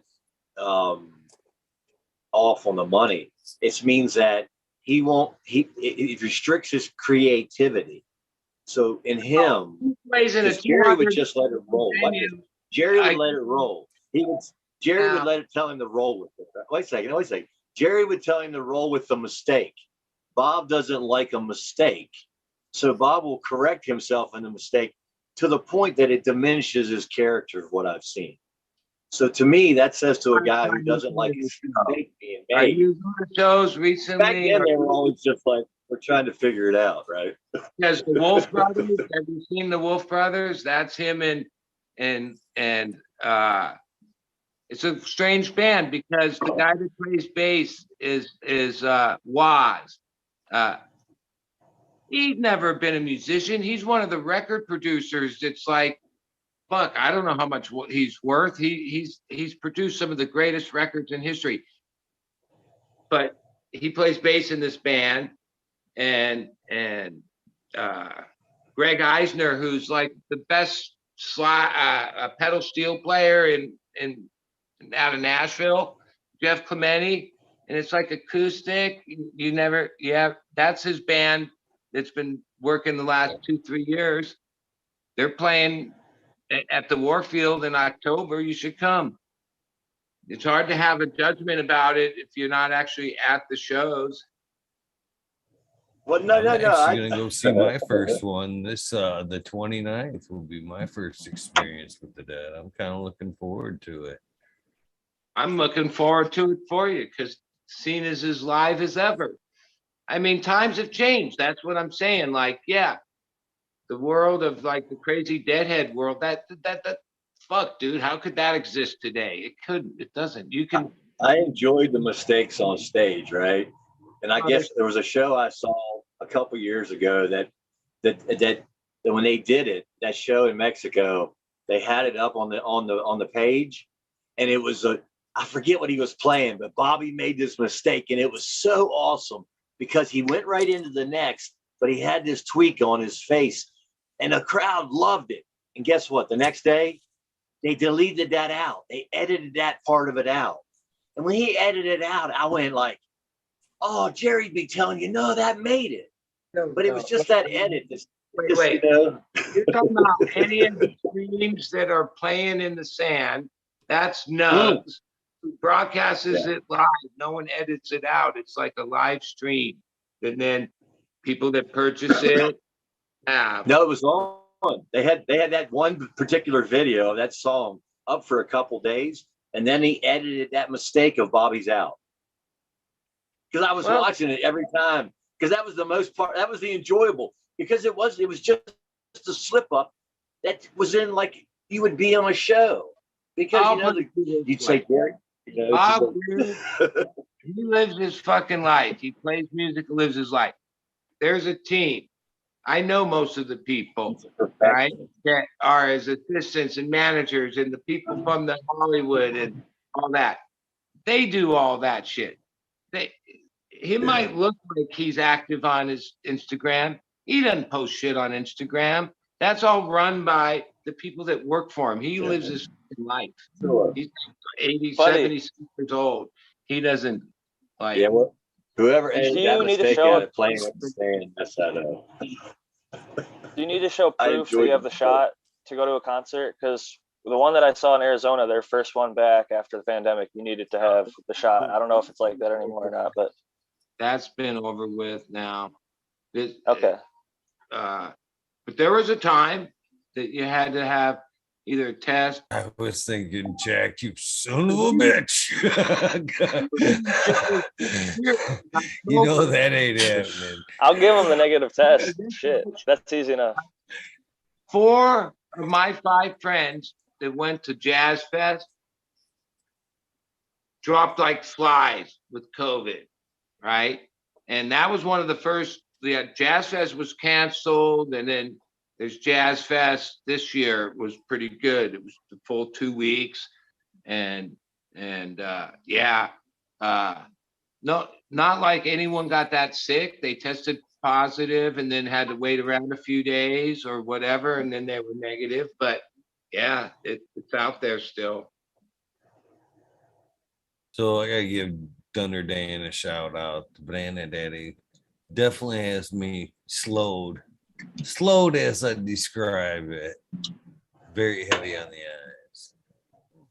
Pretty good. Well, after watching that video and he handed you all that weed that everybody gave you, I'm thinking you got a nice selection there.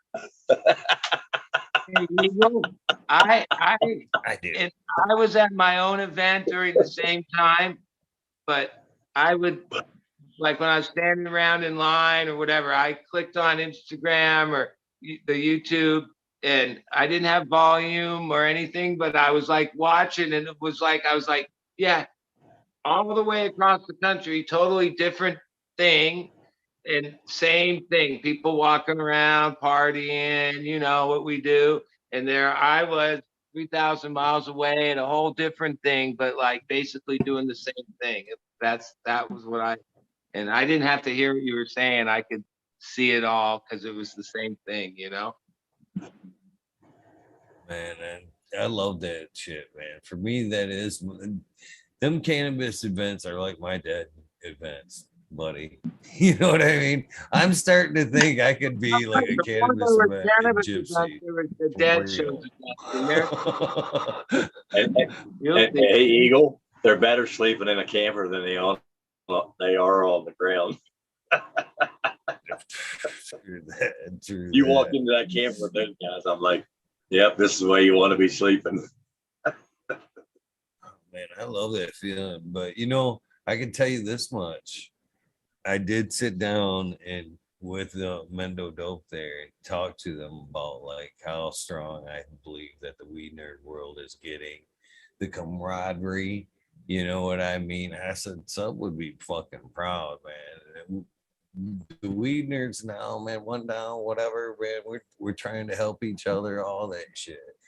I said, man, we're trying to come together I says, you know, it was a Weed Nerd Nation, but I said, now it's a Weed Nerd world. And now it's a little, we can't figure out where to have it, but we definitely want to have some type of gathering.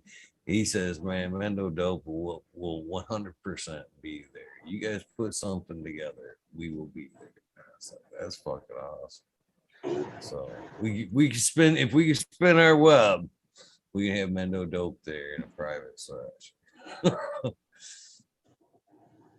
Well, I mean, it just takes organization and will, and you know, I think if you pulled the trigger, yeah, you already know the community would be there, and the ones that couldn't would be trying as hard as they could to be there. Watch whatever stream is available.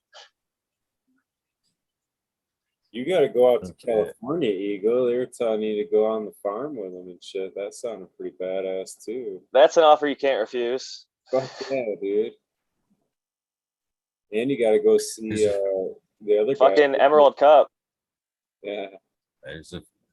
There's a few offers to go out there in Cali. That's what I'm saying, man. I could actually gypsy for about a fucking year. Just hop off from grow to grow.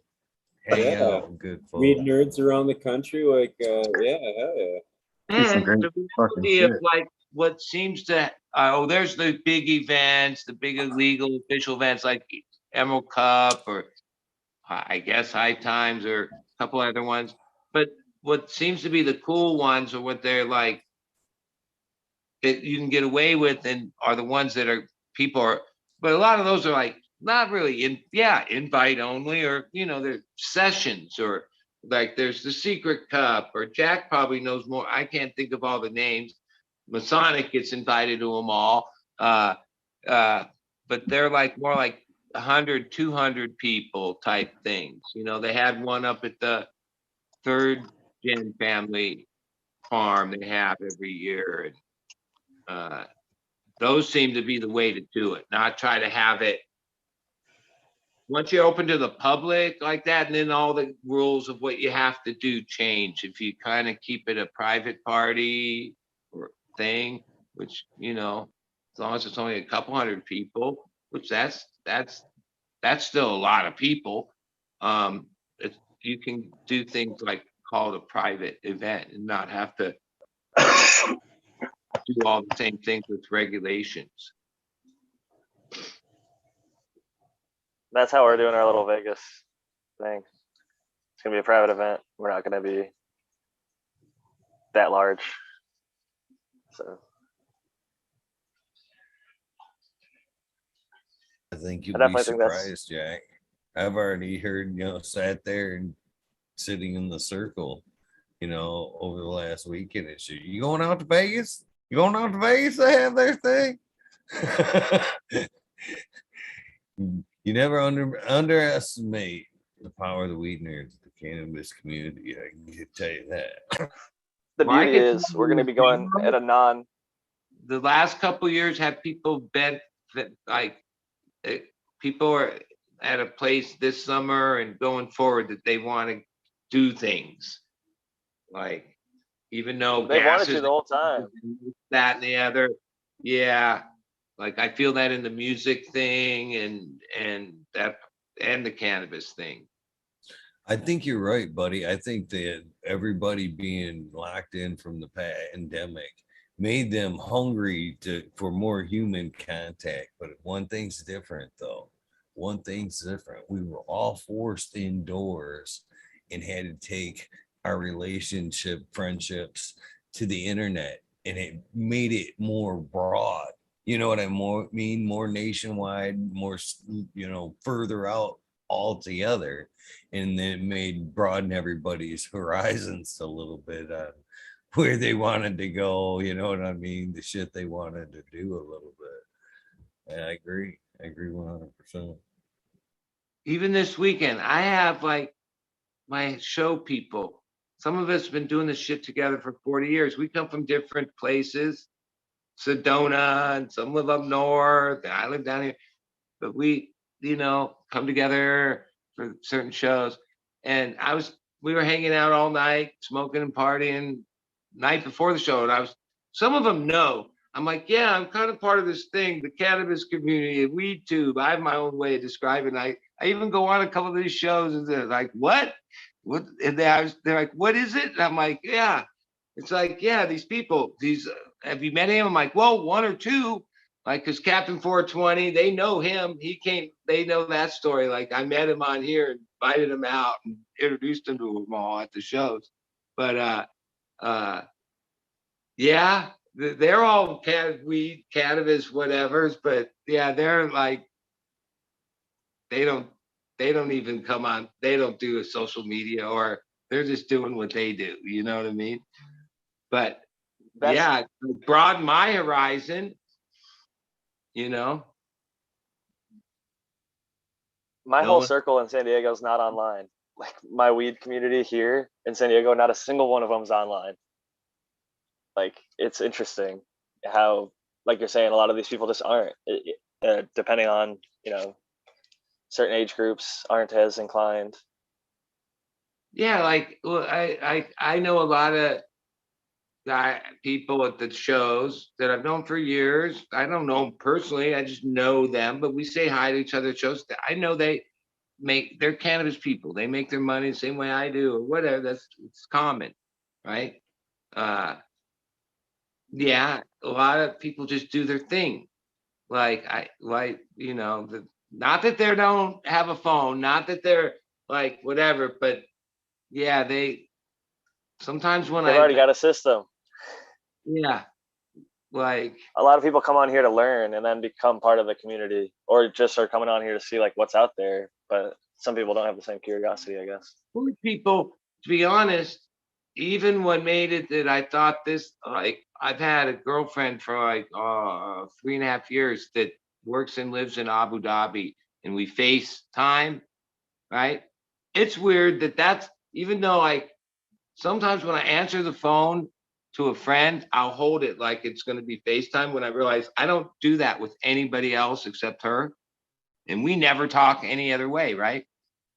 But then that made it like more comfortable to do that. And then that made it even how I end up here, right? Like, and then I've noticed younger people, I've seen people out in public where they don't talk on the phone. They're always FaceTiming their friends. You know what I'm saying? Like,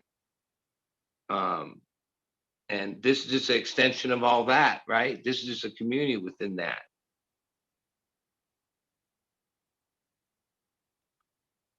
But I think my friends would be weirded out if you hit that and was like, yeah, dude, why don't we just talk like this, face to face?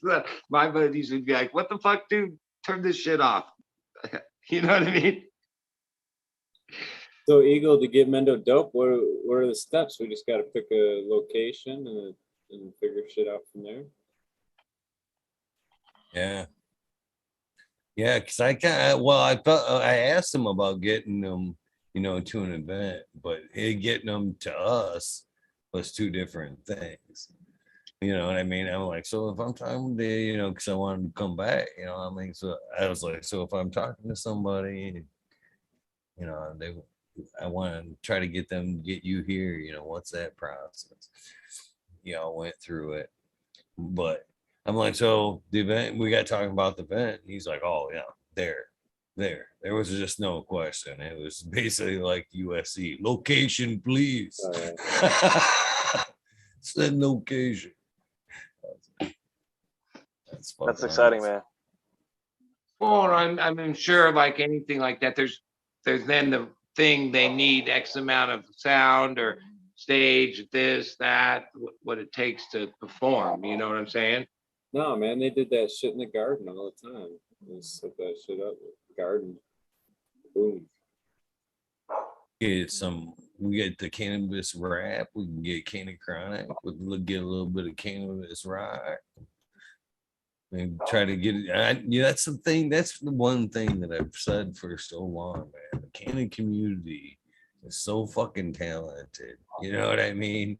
It'd be nice to see more and more of what we've seen lately. You know what I mean? Maybe some blues. I'd love to see some blues. You guys like that Johnny Green Thumb? He had a little blues going.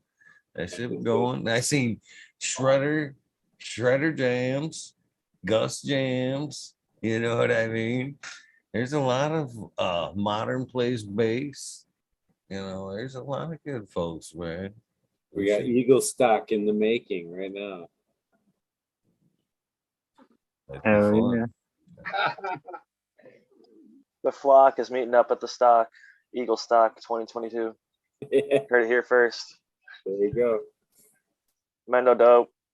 It's out there. It's in the universe. Sub headliner, Catachronic. Make it a tour. 3 stops: California, Vegas, and then back home where you guys are.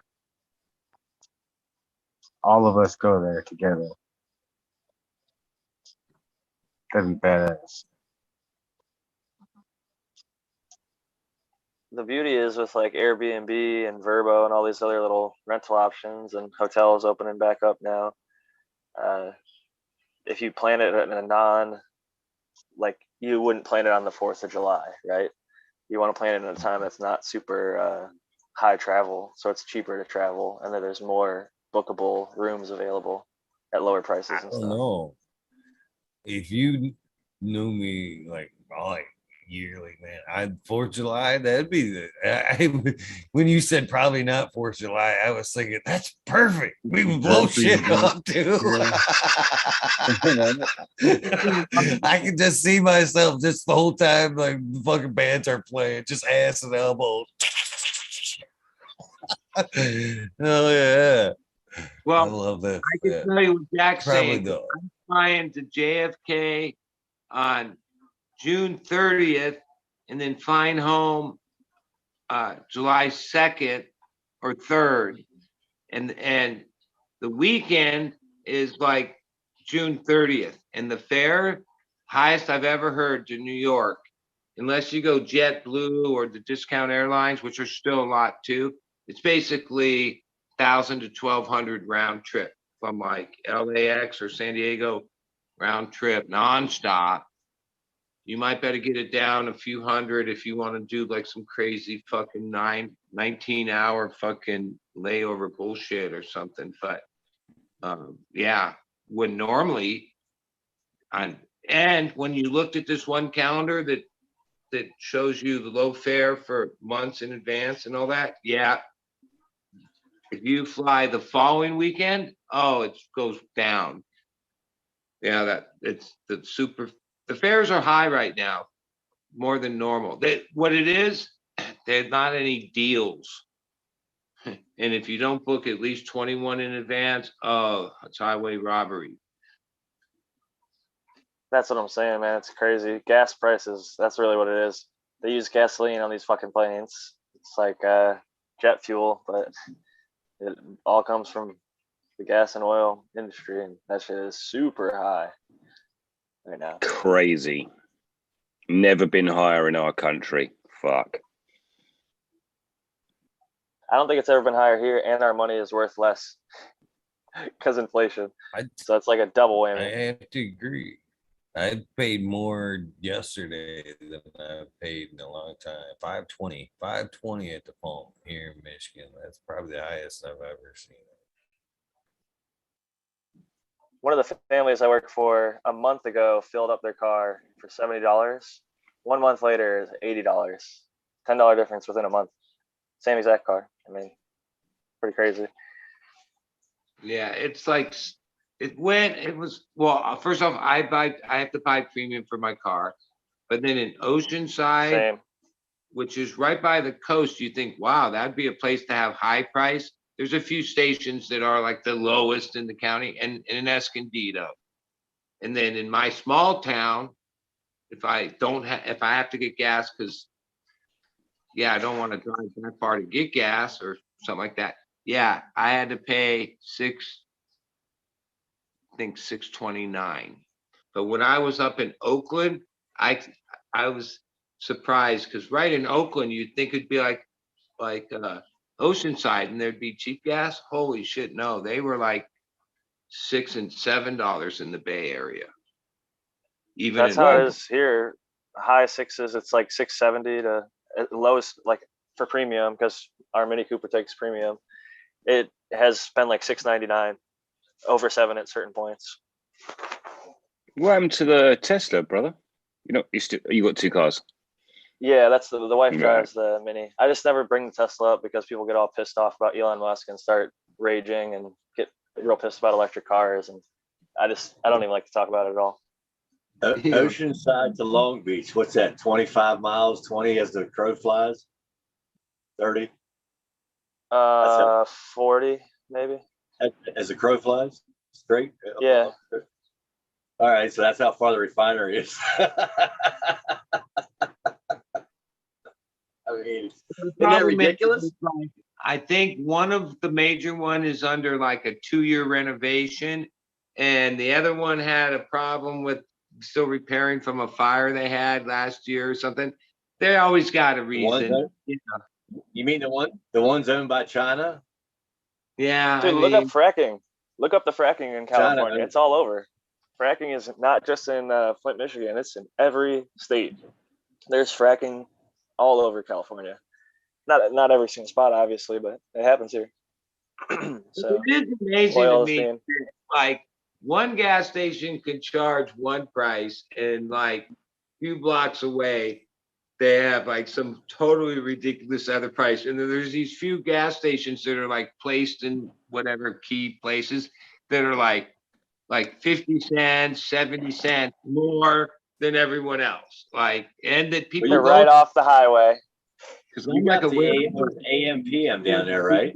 You have AM Yeah. PM down there, right?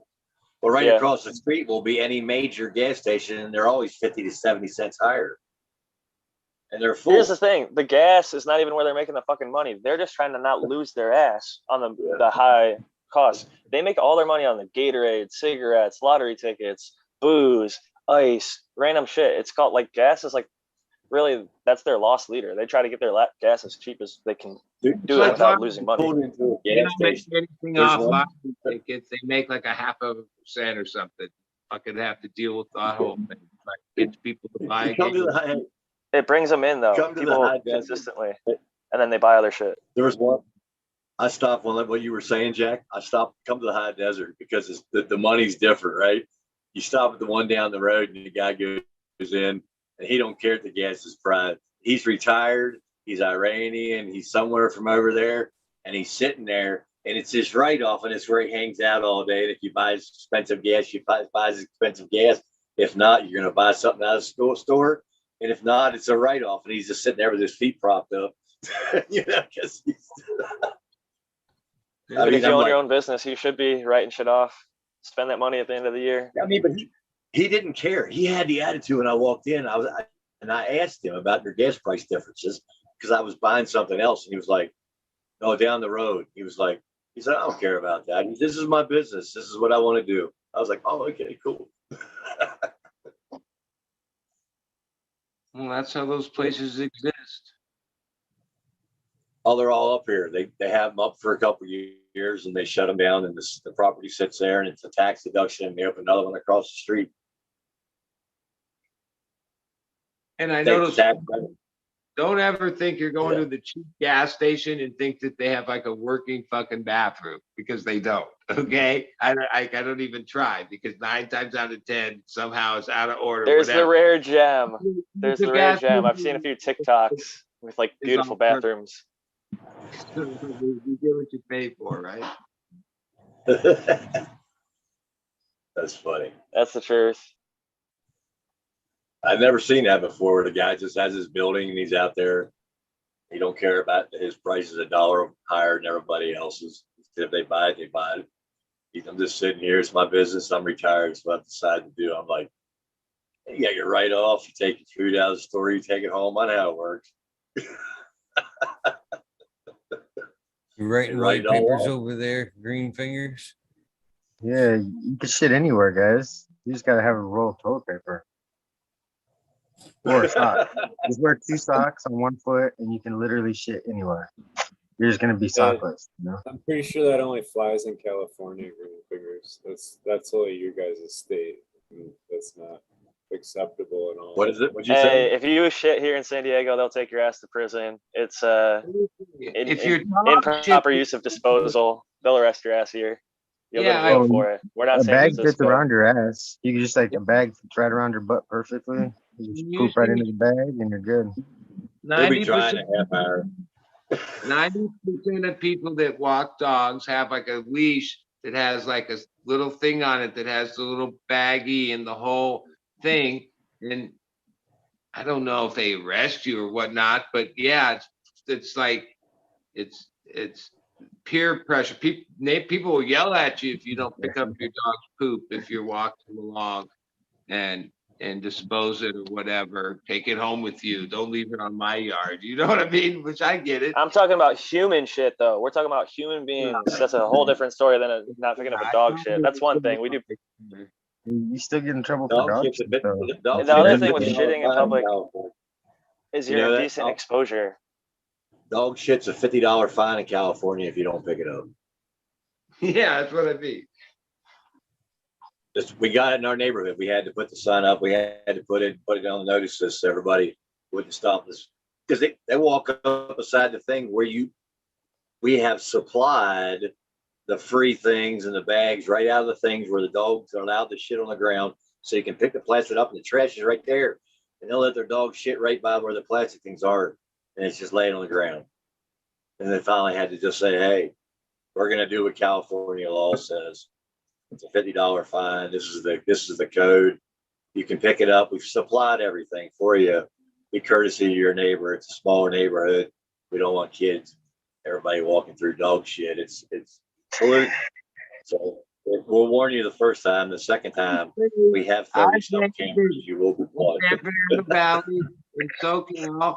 And since I was a kid, we had dogs and we walked dogs. And yeah, back then, there was nothing like that. Like that, that No, wasn't not even me a either. consideration. You walked your dog, worked good shit, or pit, and that was it. And no one said Yeah. nothing. That was just the way it was. But yeah, we came to a different world.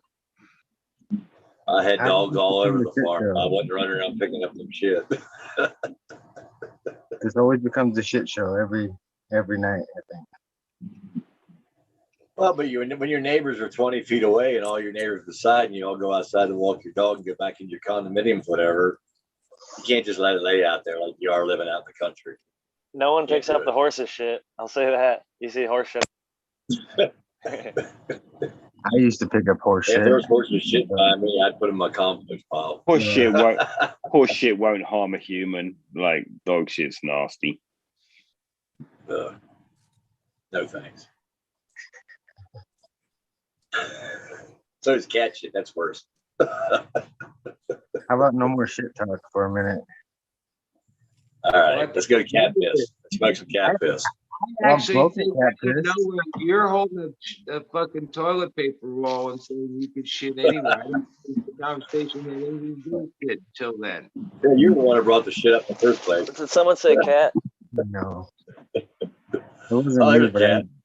thought it was a great idea. That's an indoor cat. Where? Oh, my screen's backwards.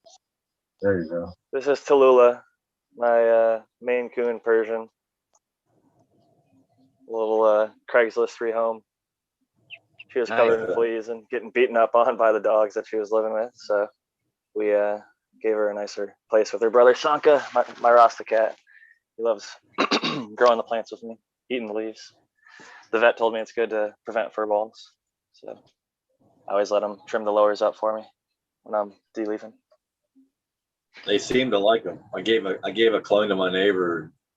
Then I put it from a 16 ounce to a gallon. The taller it got, the cat just got up, bent it down, and ate all the leaves. He said, "It won't hurt it, will it?" I said, "No." I said, "I know people online, their cats eat them all the time. It's probably good for it. Cat likes it. If it wouldn't good for it, that cat would not eat it." Yeah, I had a cat for maybe 15 years, Luna, and it wasn't like all the time because when that place, the room was like in the house, but the door in the bedroom would be open when I'd be in there. But like every once in a while, maybe once or twice a month, she'd come prancing in there, get up on the tray, and just munch lowers, right? And usually, a few hours later, somewhere I'd find like a fucking pile of fucking gagged up puke. Like it was like a way to like regurgitate her stomach or some shit.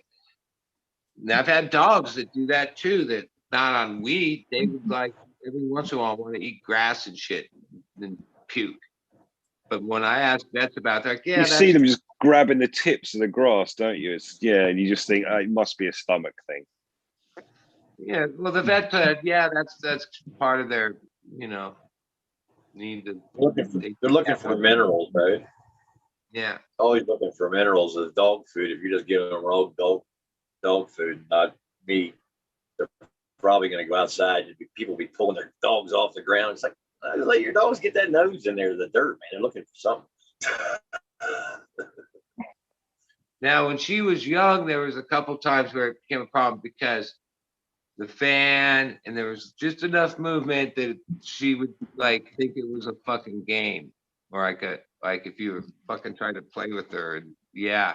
But after she got a few years old, she didn't do that anymore. But yeah, one time she just fucking pranced all over a bunch of fucking little four inchers, like veg plants, and fucked them up. Hey, I want to get back to something you guys were talking about right before I forget before I jumped on. Major was showing those seeds.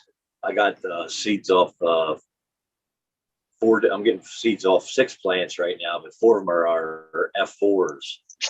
And one of the plants that in particular, they're all super small. They're all super, super small.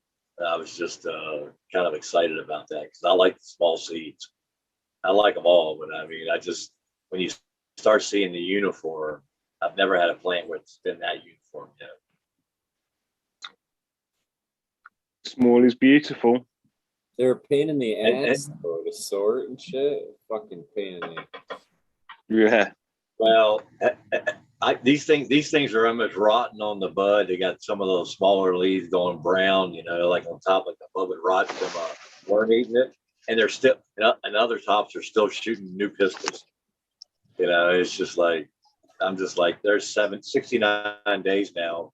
One of the F3s got pollinated with another F3. The F4 is actually shot bananas. It didn't shoot the bananas until 68 days. I'm not too worried about it because I've been putting some major stress on them. But I was just curious. They're kind of just like dry and yellow and starting to rot on the plant. What is that, Jack? So Seeds. Rez, you've noticed a variation in seed size from generation on to generation? The one plant, no. Yeah. You'll always get that, especially depending on the F1, F2, F3, F4. But if you'll notice, some of the guys who post their seeds and they're separating them for size. So it's going through a machine and it's just separating for size. So they're picking out different seeds for different size. I think some of those guys are picking out seeds for different size and giving you equal quantity of different size coming back to you. I don't think it's size. It's mostly color, right? That's the main variation. I go by that color. I rate mine. A, size B, is and pretty C. consistent. Well, okay, wait a second. Okay, I want to hear Jack what you say. Like, I just, for a simple rating, I have 3 little separations here. This is my Velvet Punch F3, and these are the F2. You can see I've just got some little labels on there. These used to be as full as this, but what I did was A, B, and C. A would be 100% tiger stripe, like just the best, healthiest seed. B was at least 50% tiger stripe. The other side would be like a gray or brown or whatever, tan. And then C would be maybe some tiger striping, but mostly tan or even a little bit white. And anything that was like failed the press test, if it was like white, I'd try and press it on the table, and if it smashes, I'd just crush it or eat it. But those were my A, B, and C, just like categorizations. And I only sent out A and Bs to testers. Did you see variation in size? What's up, Johnny? Generation there, Jack? I could look at them side by side. Cheers, Johnny. Johnny. Hey, Jack, I don't think that's really, I don't know. This is my opinion. I don't think the stripes mean a damn thing.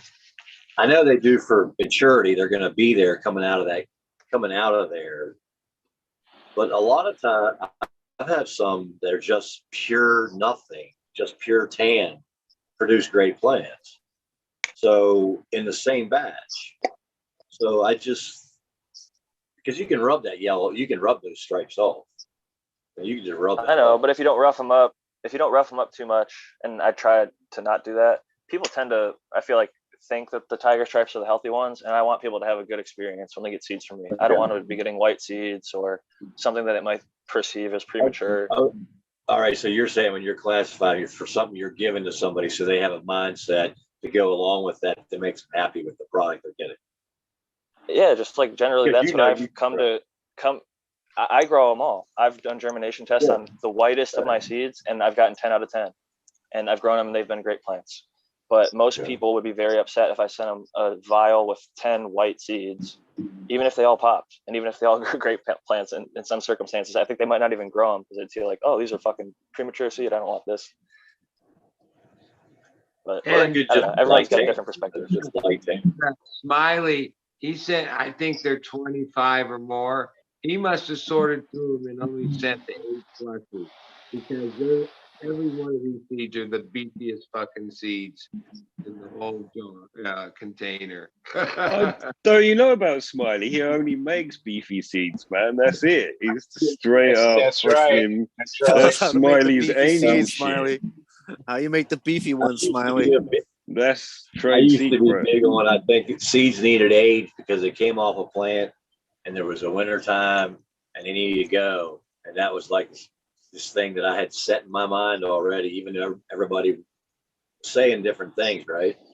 But as soon as one of these first seeds dropped off this one plant, I stuck it in the wrong one, or I probably would have left it. I stuck it in the number 2 plant, and the soil's tight. You know, it's at M3, so it's freaking packed tight. I just dug a finger with it, an inch deep, stuck it in there. 3 days later, that thing was up like that, and I went to pull on it. It was the strongest plant that I've had so far. It wasn't in the like soft medium that I normally start everything in, that you could just grab it and pull it up. It was in that tight pot. But I was like, damn, that thing fell off the plant. I stuck it in the soil, came up. I guess my aging process is out the door. They So- certainly don't need to be aged, but it can help overall germination rate. Sorry, you go I ahead. keep them in the fridge. I keep them all in the fridge. Oh, well, I was just gonna kind of direct it back to Smiley there a little bit. Major ask him how do you get the beefy seeds there?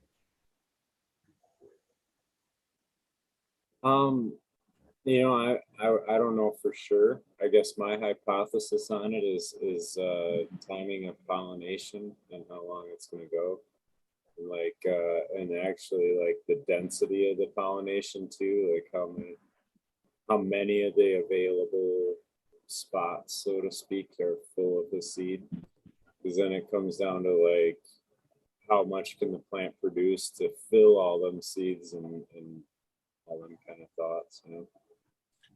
I think, like we talked before, Smiley, I think that when it comes down to timing, exactly like you said, early pollination for a thicker, healthier seed, or a later pollination for a more stock, I think. So it comes down to quality or quantity on that time. So what's the mecca then? What's right there in the middle? What's the sort of what is good timing for both?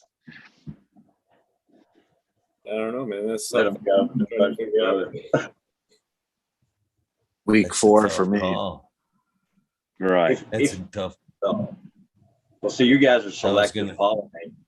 If I'm pollinating, I'm pollinating to make new F1. So I'm typically taking whatever I've bought or somebody sent me, and I'm taking the same seeds out of the same pack, at least for that, if I have anything else, and breeding them back to themselves. So I want the male and females just to go, and when they go, I want them to go.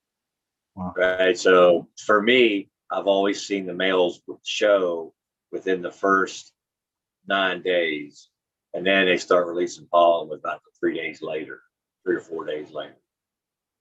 Then they really start losing pollen. You know, that's why this time I took off 30-some branches, 60 branches. I'm like, no, we just get the top. We don't need all that pollen. I don't need seeds everywhere. Nice. I want a lot of seeds, but I protected them. I literally set 2 plants taller in front that were my F1s, not the F3s. And the F3s got pollinated, but they didn't get fully pollinated. But those F1s, oh, they got saturated. You know, so for me, I want them to go naturally in that cycle. So my thinking is that if you're flipping, don't you want to flip that male the same time you flip whatever the females are, right? But you guys are, if I'm going for less seed and less penetration, I think I would go a little later, maybe week, like you were saying, 4. I would probably go week 4, because then I'm not going to that's get where a I gotta lot. disagree, because at the week 3, week 4, you have a bigger flower already, more pistils that are already ready to be pollinated. If you start them earlier on, you have a smaller flower, less pistils, and then everything's getting germinated. All the power is going directly to them seeds at that time. Right. That's You why I was wanted saying more a bit later. seeds, you would go for later pollination. And then that varies as well. How fast is your flowering time? You know, how quick is that onset? Are you going like I do from a 24-hour and you're actually starting to see flower sites develop in week 2? You know what I mean? And not necessarily 3 or 4, you know, the I'll tell you cultivars what, depend on that as well. You the know, first it's one I not did had salmon river. necessarily this is the recipe that works. You know, there's a lot of variation that goes into that. Well, that salmon river I did, back to the salmon river and the salmon river to the moose and lobster. Salmon river is an earlier finisher in the 50s, 55, 60 day range, 62 day range. And the moose and lobster is like a 70 to 72, 76, depending on which one is in there. And I let them all to go together.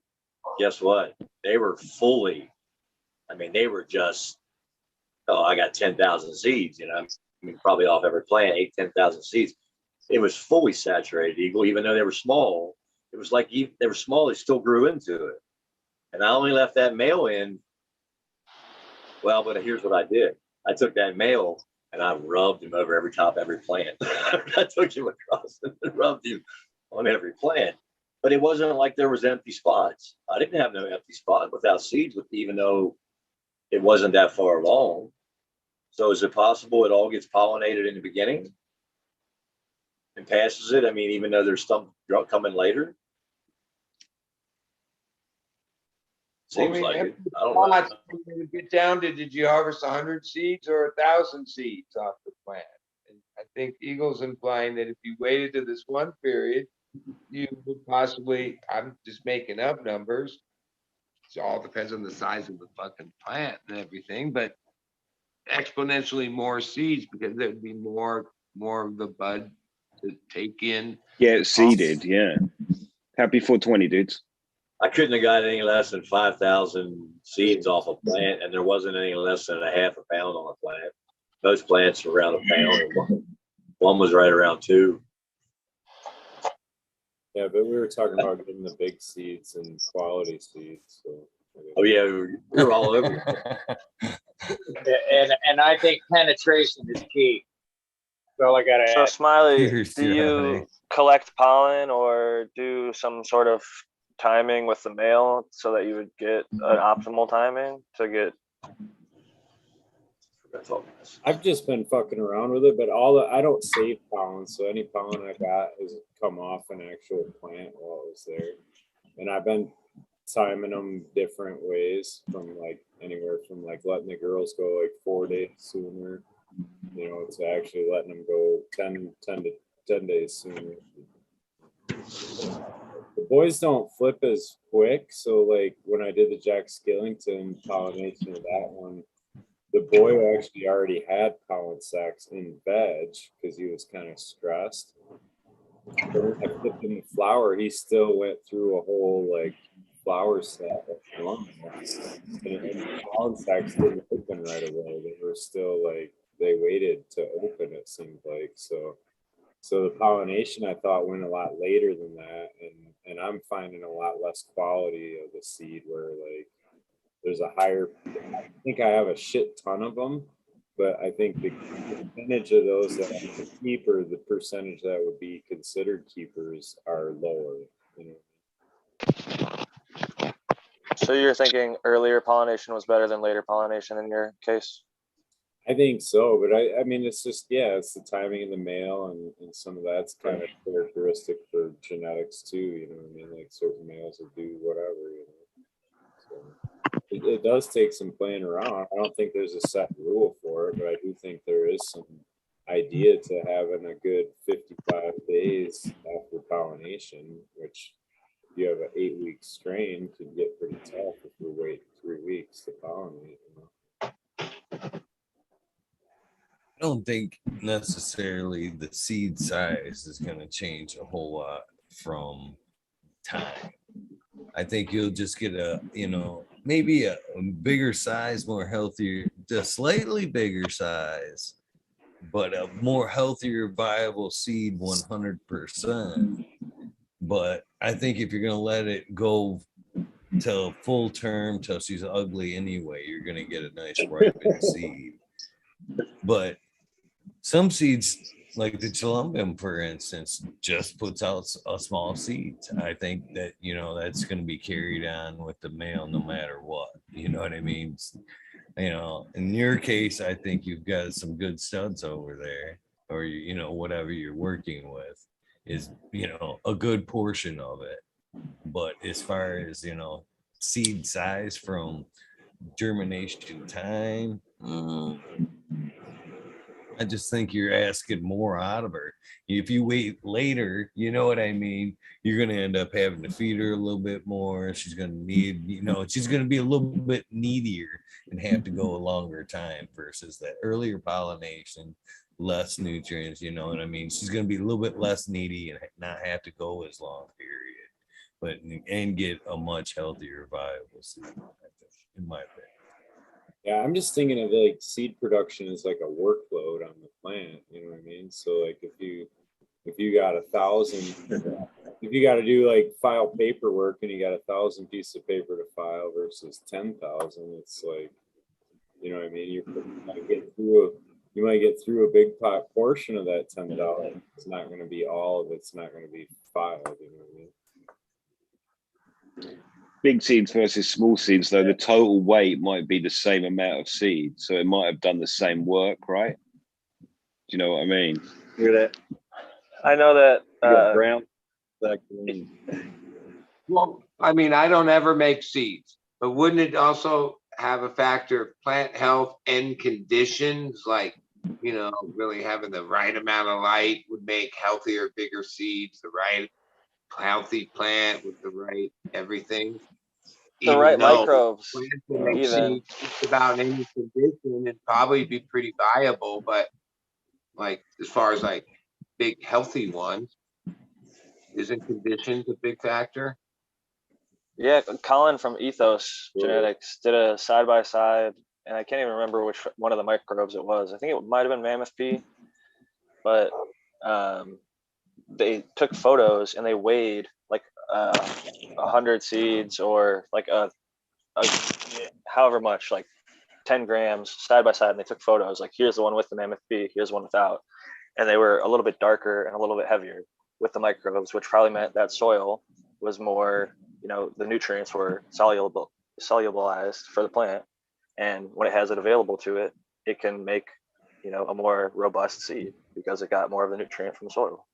Yeah, I remember reading a study about high heat of making seeds too. Increases all those nutritional factors substantially, you know, beyond 2%. So my seeds should be good then. Yeah, that blue right there. I think all that has to do with it because, like I said, it's the workload. You're giving it more fuel to do the work. You know, so absolutely, nutrition, lighting, all that would have the same shit to do with it. So we've had that question as far as like, so how much of like what you're saying in there, Major, heat as like a stress factor? Something like that, yeah. Apparently that helps with seed how production. much of that plays into the male seed, the male female seed ratio? You know what I mean? Temperature and shit like that, you know, as far as what you get in the end product. It can't be much of a factor because you run the numbers, it's going to be close to 50-50. Every time. See, that's where that is what it has brought up the fucking question, is because how many of us has popped some seeds that had a heavy one way or another? You know what I mean? I fucking have kicked a can a few times when I fucking have had fucking 9 fucking males, 1 female, and it's like, what the fuck have I done? What the fuck have I done? You know what I mean? You're riding on, you want, that's the one right, you dude. Wanted and shit. You know what I mean? You're like, man, I've been waiting for this motherfucker. 9 males. And you're like, what the fuck? You know what? So I refuse to believe my luck's that bad to where all the males just shook down into my fucking order and shit. There's probably someone out there who think, got 9 females and 1 male. It probably evens out. 80 grand. You sound like I the guy did- lost money at the I did craps 4 table. varieties of Wilson crosses, 7 seeds of each. And the one that I had the most excitement over was Banana God, just because of whatever, right? And on the 3 of them, it was 5, exactly, on all 3, 5 out of 7 female. But then on the Banana God, as it all shook out, yep, it was the opposite. 5 fucking males and only 2 females. But still, that's better than 50%. But it was on the one that I wanted the most. When I say run the numbers, it's like you gotta run at least 50 pack. You'll see that they're probably 25 females, 25 males, or close to that. Yeah. Maybe plus or minus 5. And actually, over the long haul, I would have to say I'm like 65, 70% female over the long haul. More times than not, there's more females than males. Only a few times have been the strikeout. Never a full strikeout. I had a friend struck out twice on all males. Didn't you mention Chili Verde? You mentioned Chili Verde. I got those seeds. I got all males. My worst was 13 out of 15. Out of Males? 20 pack. Yeah, I had 13 males out of 15, and I sex tested them at Farmer Freeman. Yeah. Kept every male because I did not fucking believe it. It was the first time I used it. And I was like, there's no way. I kept them in my little veg space, flowered out, 13 males. Sure enough, all 13 of them were fucking males. And fortunately, I sealed it up real tight, so I didn't pollinate anything. I killed those fuckers as they were about to start dropping pollen. So, yeah. So that's what I'm saying. There's got to be something there. No, you fucking 60 degree night, Barry White playing. You know what I mean? Fucking it's something that you just it goes one way or another. Or I think vice as romantic as that is to Hate think sex. about, there's a thing called the He gambler's hates fallacy. sex. You get all the males.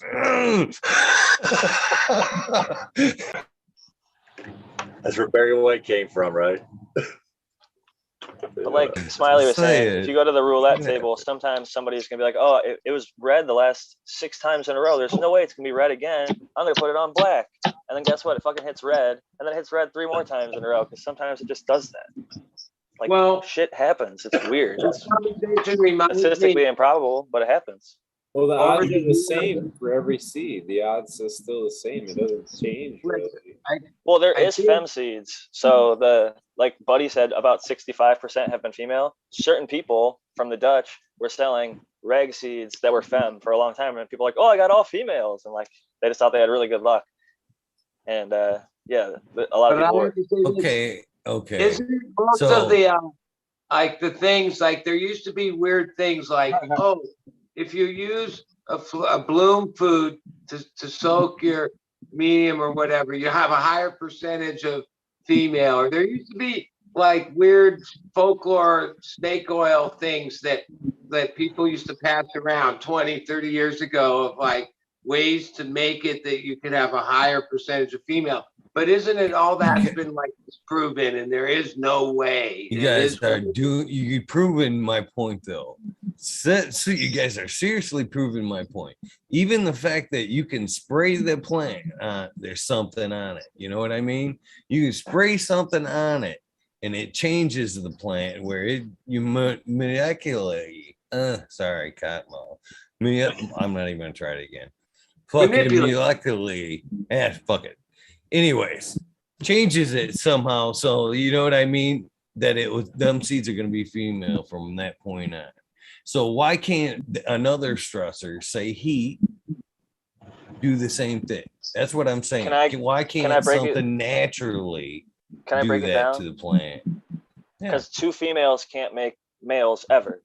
So if you take a female and they can make no. Like we're just talking about. I get that. I get that. See, what I'm saying though is the way the plant is, you know what I mean? The only thing that when you're doing is in the case of a fem is you're spraying the plant and it's producing pollen, okay? But that pollen is or more leaning towards the fem side, okay? It can only But produce I don't XX. It doesn't have a Y chromosome. It can't make male seeds. It's an impossibility. The only way that it can happen is cross pollination. Same. Okay. Same Okay, fact. but wait, I thought we were talking about regular. Oh, let's reverse it. Let's reverse that then. Okay. Let's say the stressor is on the male side to when he releases his pollen from heat stress. You know what I mean? He's blocked out that chromosome. You know what I mean? The likelihood. Oh, we talk about of epigenetics, leaning huh? more towards the male side. So Or he the gives I mean, both the stress an X factor or a comes Y. from the male. Or Let's it's a say plant. the stress factor goes to the male, not the female. Right. Let's take it back the other way. Do you think that pollen, when it's already male in the sac, is already fucking laned, or does the time, the conditions determine of it at the time of pollination? Male determines the size, female determines the sex. How about that? Or male determines the sex and the size. And here's like experience I could say about feminized seeds, my own, in the last maybe 10, 15 years. Because I was like a staunch regular person for a long time. Because my first round of feminized seeds going on 10 years ago, yeah, sperm was an issue there, frequent, also all over the map, right? Right? You really had to pheno hunt them. At least the 3-4 breeders, I'll leave them unnamed just because it's not about that. I've been running good amount of their gear, more than 10 or 15 varieties of each, feminized. I've come to a point where there's no reason to even pheno hunt. These fuckers have got this shit so fucking uniform, right? And whatever the changes they did and how they make them, which I think that had something to do with why the old ones were like not near stable and had issues compared to now where, fuck, like I say, they're all the plants, not like there's any variation. They're fucking all the same.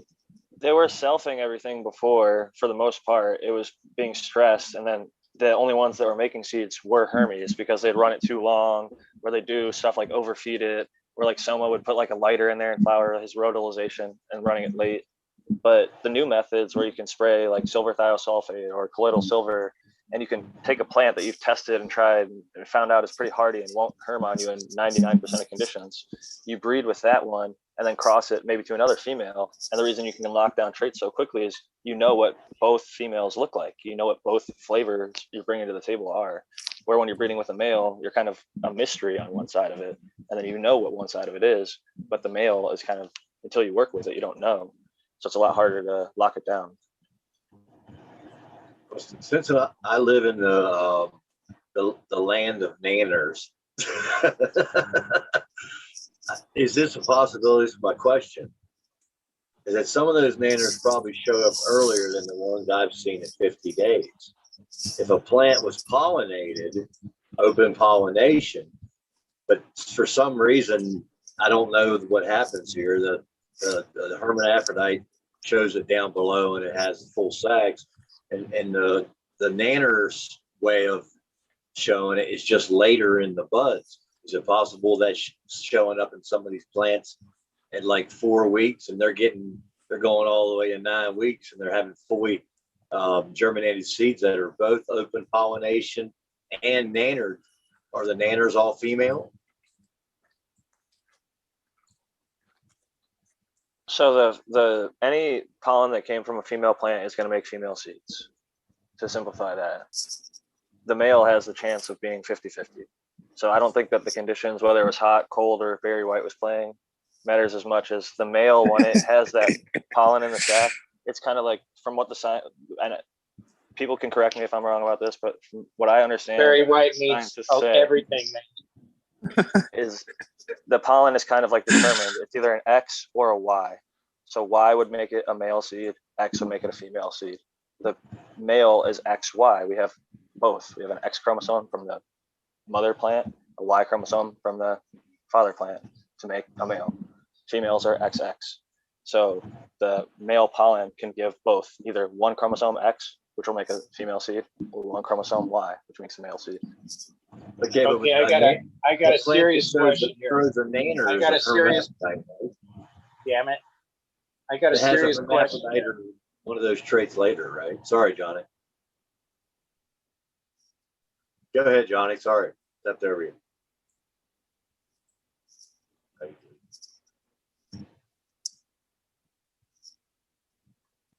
Earth calling Johnny. Hey guys, I'm gonna check out real quick. It's my Stepped over you. fucking great combo station tonight. Hopefully everybody had a good one. See you guys in another one. Peace and love, Smiley. Always good, man. Thanks, you. I was just wondering if those nanner seeds produce female, all female. Cheers, man. Yeah, there'll be all femmes, the rest for sure. If it came from a feminized plant, it would be that all that. If it came from a regular plant, well, it came from a female plant in a feminized, I mean, a regular run, well, no, then it wouldn't be, right? That's what I was asking. That's what. But it seems to me, if the nanner, in my thinking, is that if a nanner plant showed early, and it was just nanners, I don't know. Are those all female? That's my question. I don't know that. I've never heard anybody talk about that. I mean, it would be whatever it is, whatever plant it came off of, right? It's not like a nanner could be a different sex than the plant. Or if it's earlier or later, it doesn't really matter. Like you could take a late flower nanner and then hermy that onto an early flower plant, and that'll make seeds, which are going to become female. Or it could pollinate itself. Like let's say it has a nanner in week 3, it pollinates itself and then makes seeds that are viable by the end of the run. So I'm totally off. So the nanner actually produces male pollen? No, female pollen if it's a female plant. Oh, okay. I mean, some people call them like the pollen sacs even nanners because when they see them, they look like nanners. They'll call them balls or buds or pollen sacs or whatever.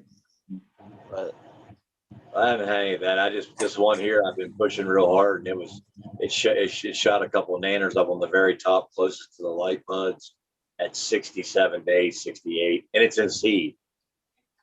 Yeah, but I've been pushing it hard. It should have been done. It could have been 10 days.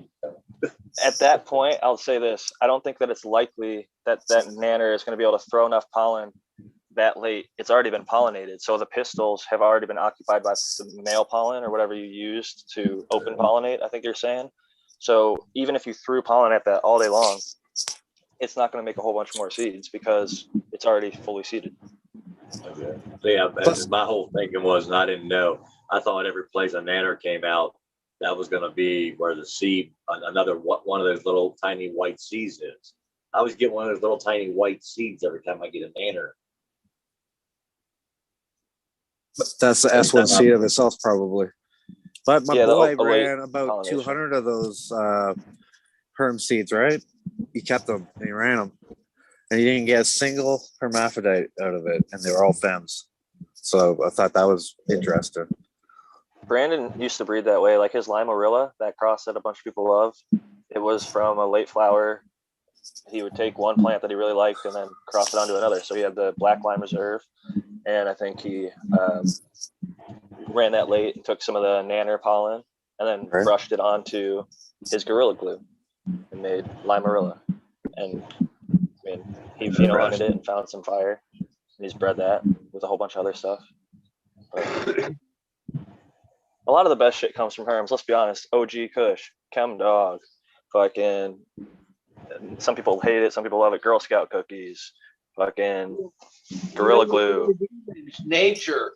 That's like whatever nature did for thousands of years was basically that way too, right? Nat from CSI Humboldt said, if you want to look at Hermes, go to nature, go to the land races, because they'll get pollinated by males. They'll hermy onto themselves. They do anything that they can to produce the next generation of seeds. They're called like monoecious. Yeah, dioecious and monoecious. Di is like 2 separate plants. Mono is 1. So di would be like they're separate, male and female, and mono, it has technically the herm tendency. Where cannabis is, I think we could all agree cannabis is mono because if you spray it with STS, any plant will eventually flip. So it has the ability to be both male and female on the same plant.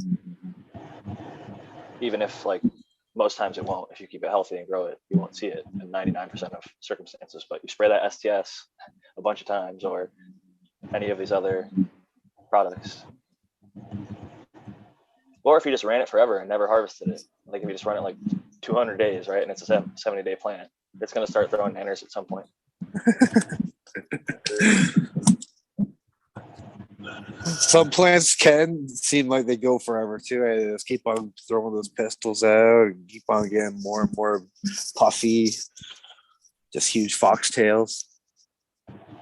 Well, my experience is that years ago, a lot of great strains that I had, seeds and branch, had what you guys are talking about, late nanners. And that was always the worst because, yeah, you would really think you were all the way to the finish line. And then certain varieties would have that late nanners.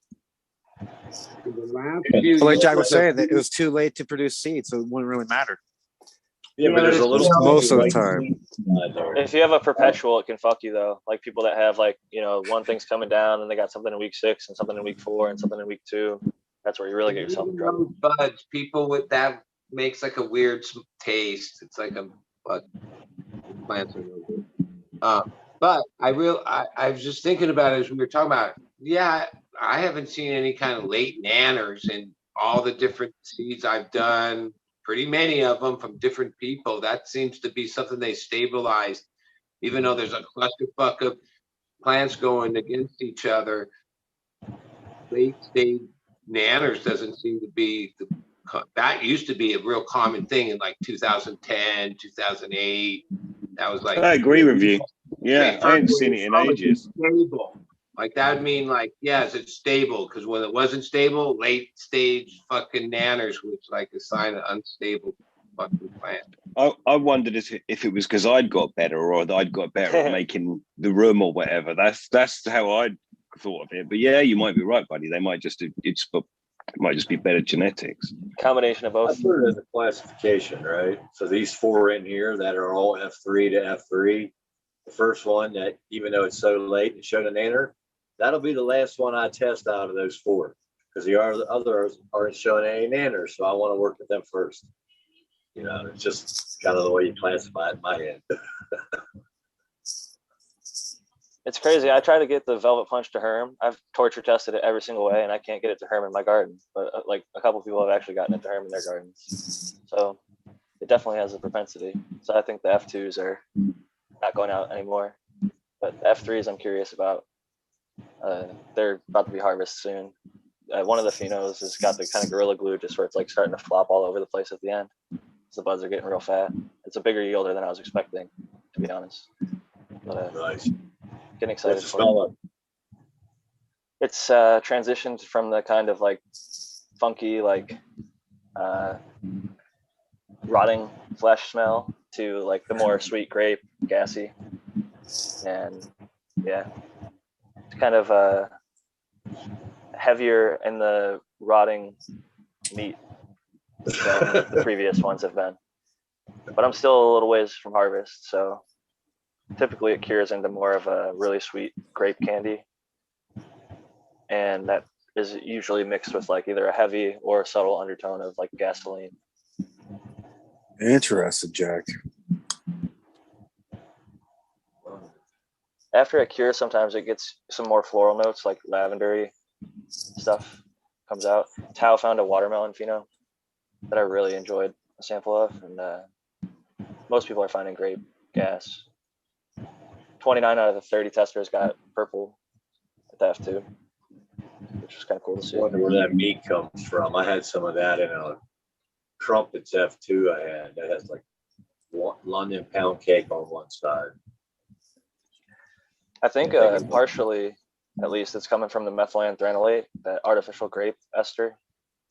And funny enough, it is also found in like decaying meats.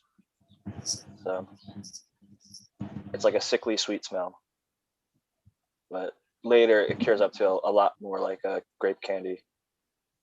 And I'd say it's actually really, really pleasant. If you never smelled the live plant, you would have no idea that it's even related to that smell, I guess.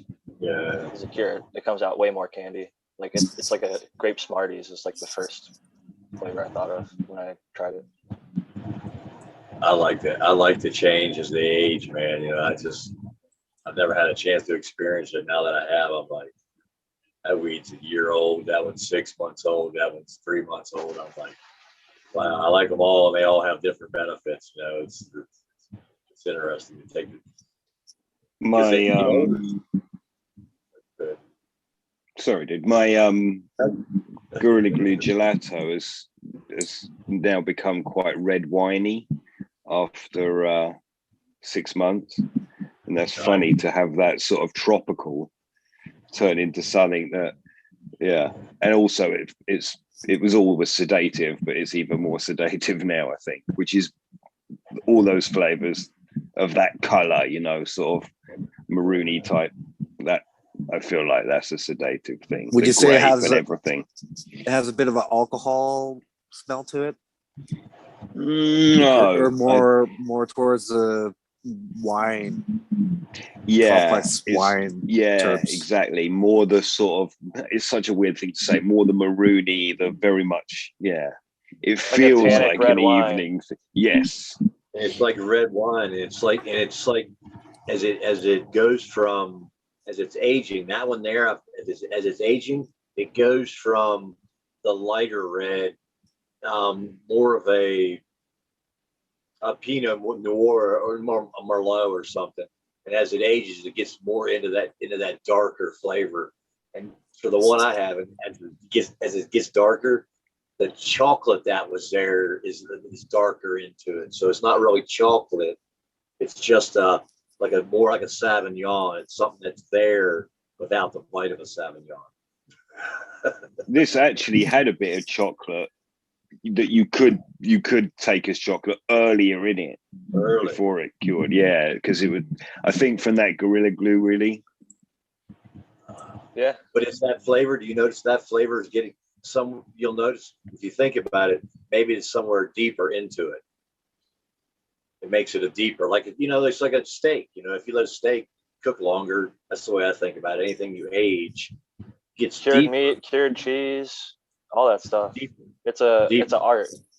The more cured it is, honestly, that stuff actually gets more valuable for cheeses and meats and wines in many circumstances. And hashish. Hashish, he said before he passed that he believed, Buddy, I think, said cannabis ages like milk.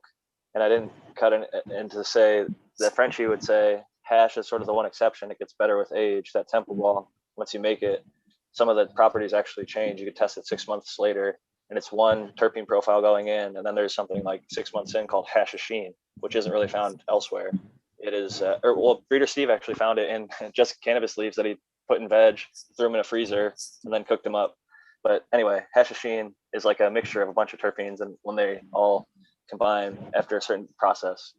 And I think that hash can get better with age. I have some temple balls that are 2, 3, 4 years old, and they're still smoking pretty solid. So Jack, I thought what Buddy said was interesting. Though. I not 100% accurate. It's sort of kind of accurate with flowers. Well, let me add to it though. Like you say milk. Sorry, Major. You extend out to cheese and all the other dairy products. It would be similar to what we're talking about here, where hash would maybe be more like cheese or aged cheese or shit. There's dairy goes in a lot of directions, but there's also that fresh dairy that, you know. And I like flour, preferably flour like less than a month old. That's I was just gonna say a bunch of people like it fresh. That's my thing. And now you can watch a terp and a weed like in this one. It has the wine and kind of, you were saying that there's that cheesy, but it's the milk in the background of, it's not rotten, but it's there, you know, it's in that, used to be chocolate. I don't know.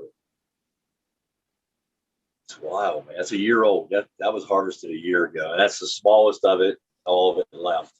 Right. Sorry. It's hey, amazing. Johnny. I just want to say cheers to you, brother. Earlier you were saying you had a serious question and you weren't able to get in there. Okay. It wasn't that serious. Yeah, okay. I just wanted to say that cheers to you, brother. And I can't wait to come out and see you in person later this year in Vegas. Oh man, I'm looking to Hotbox Las Vegas, man. That'll be fucking awesome. we're gonna make more clouds than I've ever been in the sky. That's the goal, at least. I'm talking about. Yeah. The beauty is with like Airbnb and all these little things, you could just, if people don't want to stay at a hotel, there's all these quirky little affordable options for people to come hang out and meet up and poke down. The travel is the most expensive thing for most people, but you're already there, so fucking definitely gonna be seeing you. Yeah, I remodeled or set up an Airbnb for somebody out here, so I know where one's at.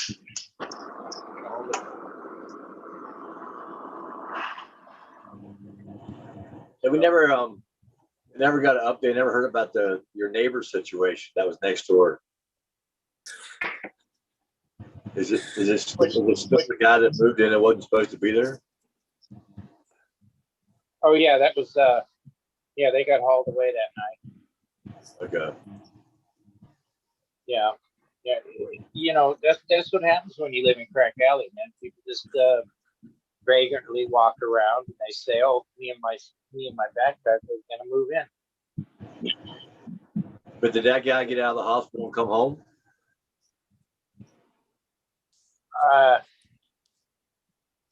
No, Yeah, that was a lady. Oh. Yeah, that was my next door neighbor lady. And she's I think she was committed. She was committed? Yeah, because she was lost. She was Don't drink the water, Johnny. Don't drink the water, man. Oh, I don't, man. Bottled water all the way, even though it's probably poison too.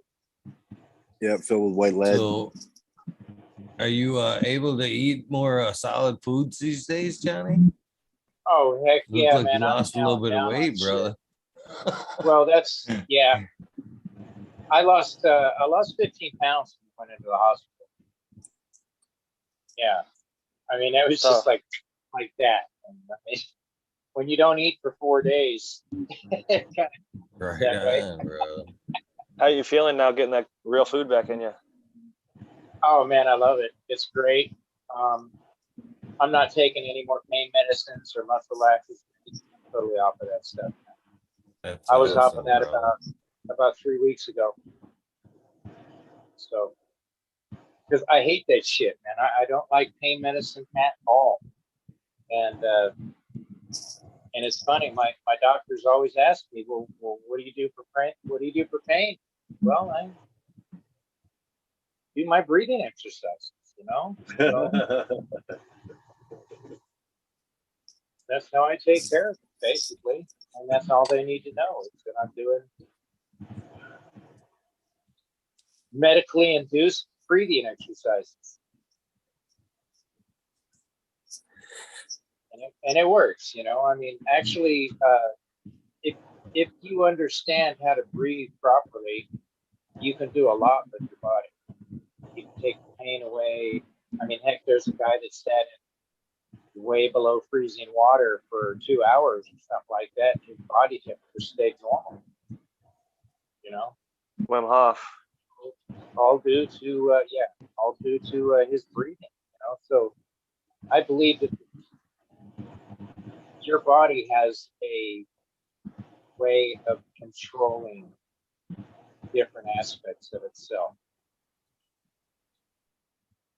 You know, so and breathing exercises actually has helped me with my PTSD and things like that, because I've gone into a full-on panic attack when I got pulled over by a police officer. Couldn't breathe, couldn't talk.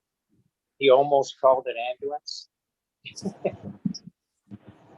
You know, but he was one of those diamonds in the rough. The police officer stepped back and gave me a minute to go through a breathing exercise, and I was able to get to the point where I could actually talk to him. You know, and it was, I'd never gone through anything like that before, but I'm glad I had that in my toolbox as far as how to control something like that.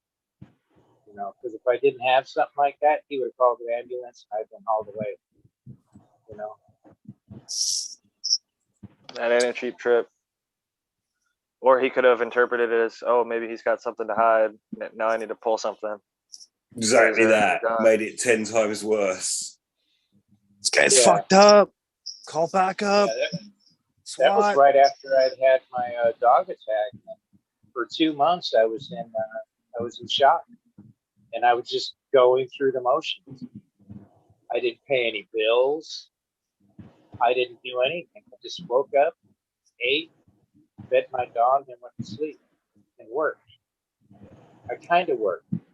I wasn't doing a good job because I was getting in fights with people and couldn't understand what the fuck was going on, you know? I feel that. I'm glad Once that's I behind saw- us, man. Yeah, but once I saw that psychiatrist, man, he opened my eyes about what was going on, and the fact that I was actually looping shit was reliving constantly, you know. So he helped me with the exercises, and man, I believe in psychiatrists. They can actually, you got a good one. They can direct you down the right road. Yeah. But if you got one of those state people that all they care about is their paycheck, man, yeah, shit. I got an amazing one, and she made it so I didn't even need to see her. Real quick, she was like, "Here's the path. Off you go. You're doing great." And she was right. I had a panic attack at the hospital the other day with my kid. What's up, brother? Laying there in the bed. I think I told you, Johnny, that like felt completely helpless and anxiety, panic, just like the sense of helplessness never felt like that before. And it just, my whole body just went shut down. You know what, Bob, you want to know what it's from though? You shaved your beard, bud. No, it was after. That's what I was thinking. I shaved 2 days ago. So I still had the Samson beard, the power beard. Hell, I didn't even recognize Superman. I mean, Super Bob. I'm Clark Kent right now. Love for that though, Incognito. Bob, man. Love for that. And sorry that happened, brother. That it's so debilitating. And when it first happens, you don't know what's happening because it's so physical. It's extremely shocking. So yeah, love. And it was, that. and the thing, like I knew what was happening. Like I've never had one before, but I just knew that's what was happening. And like, you know, my legs started going weak and they started shaking. So I sat down and I was fighting it. And like it probably 5 minutes I was fighting it. And then it just overtook me. And like, I couldn't lift my arms. Like I started getting the tunnel vision. Fucking like my whole Debilitating. It'll take every ounce of energy out of it. Yeah, and my whole body was like expel everything. I had to piss, I had to puke, I had to shit, like all at the same time. I was like, oh my fucking Christ. I was trying to stuff I'm like, I have to pee, and they give me one of those jars. I'm trying to stuff my cock in the jar to piss. I'm fucking, oh man, puking. Oh, there were like 8 nurses around me. They're like, has this ever happened before? And my wife's like, no, I don't know what's happening. And I struggle out. I'm like, I think it's just anxiety. No. Yeah, was all good though, Bob? Uncomfortable. Oh yeah, everything was good. He had to have, because he's so young, he had to have a couple teeth removed from caps, and they can't do it because he's so young. So they had to put him under, and he was totally fine. But just seeing him there with the like waking up from anesthesia with his eyes rolling around, and he's going, what happened? I don't feel good. I was just like, that father instinct was just like, the heart dropped. It was overloading. Yeah. Wow. It's like, oh, I can't do anything to help you. And I'm so helpless right now. My body was like, you fucking suck. Shut down. Restart. Speaking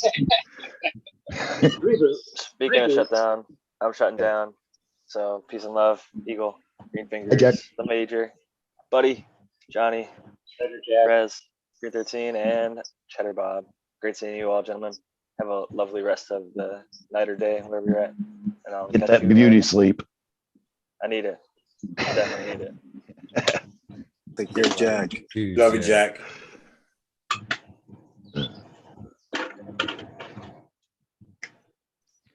So how's everyone's day Eagle- been? Okay.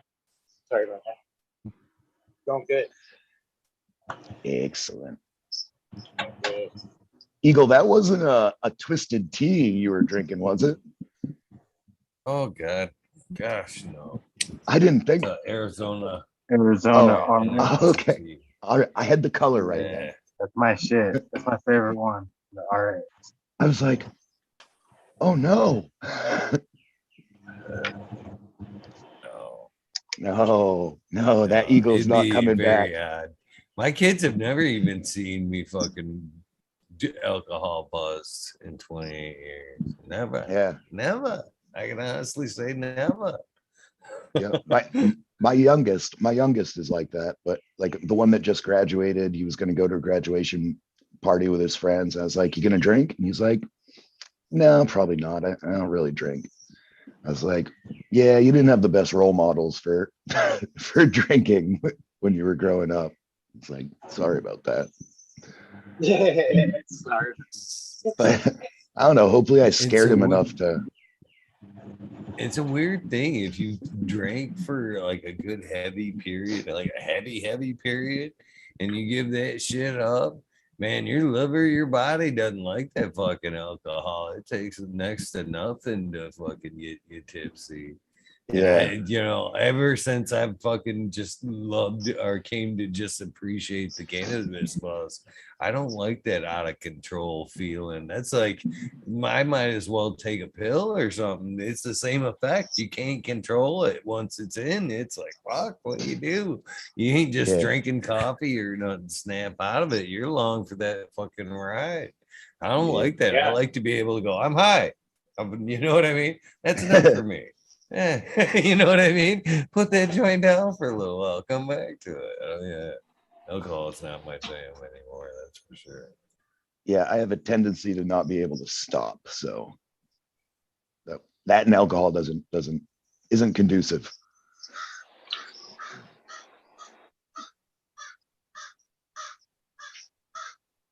Plus, I honestly remember those days, like when we were talking about alcohol the other night, man. I definitely had them days back in the day where you'd fucking go and wake up the next day and like, fucking, how the fuck did I get home? You know what I mean? Cars in the driveway, you don't necessarily remember the drive. Fuck, getting stuck, fucking all kinds of dumb shit, drinking and driving way back when. You know Is what this I girl mean? in my I bed? knew it was wrong back then. I mean, I had this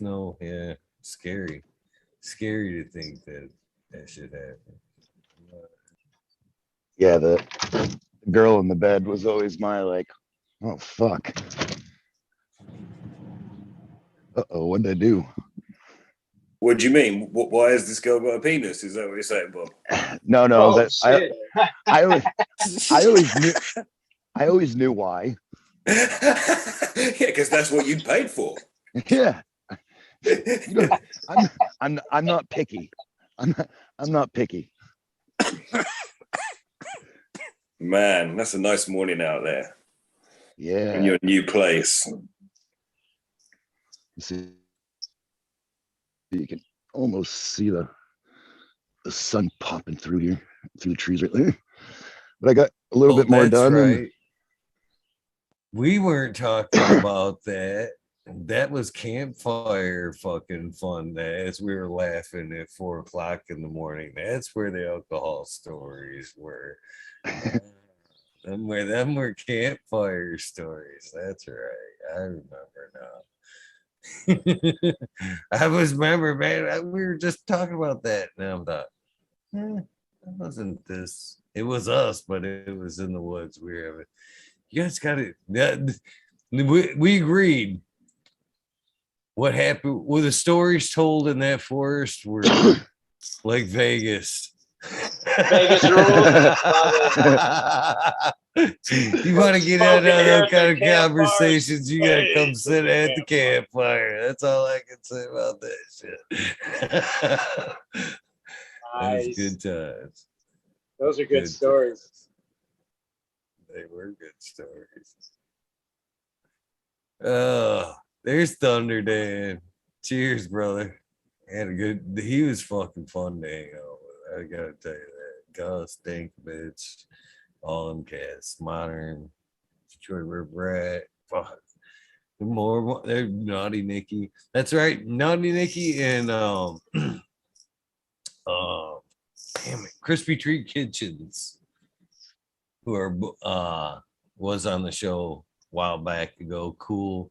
She does the edibles and stuff. They said they were headed out to Vegas sometime soon. I was like, you better look up Johnny Canseed when you get out there. He's Damn the Vegas straight. representative.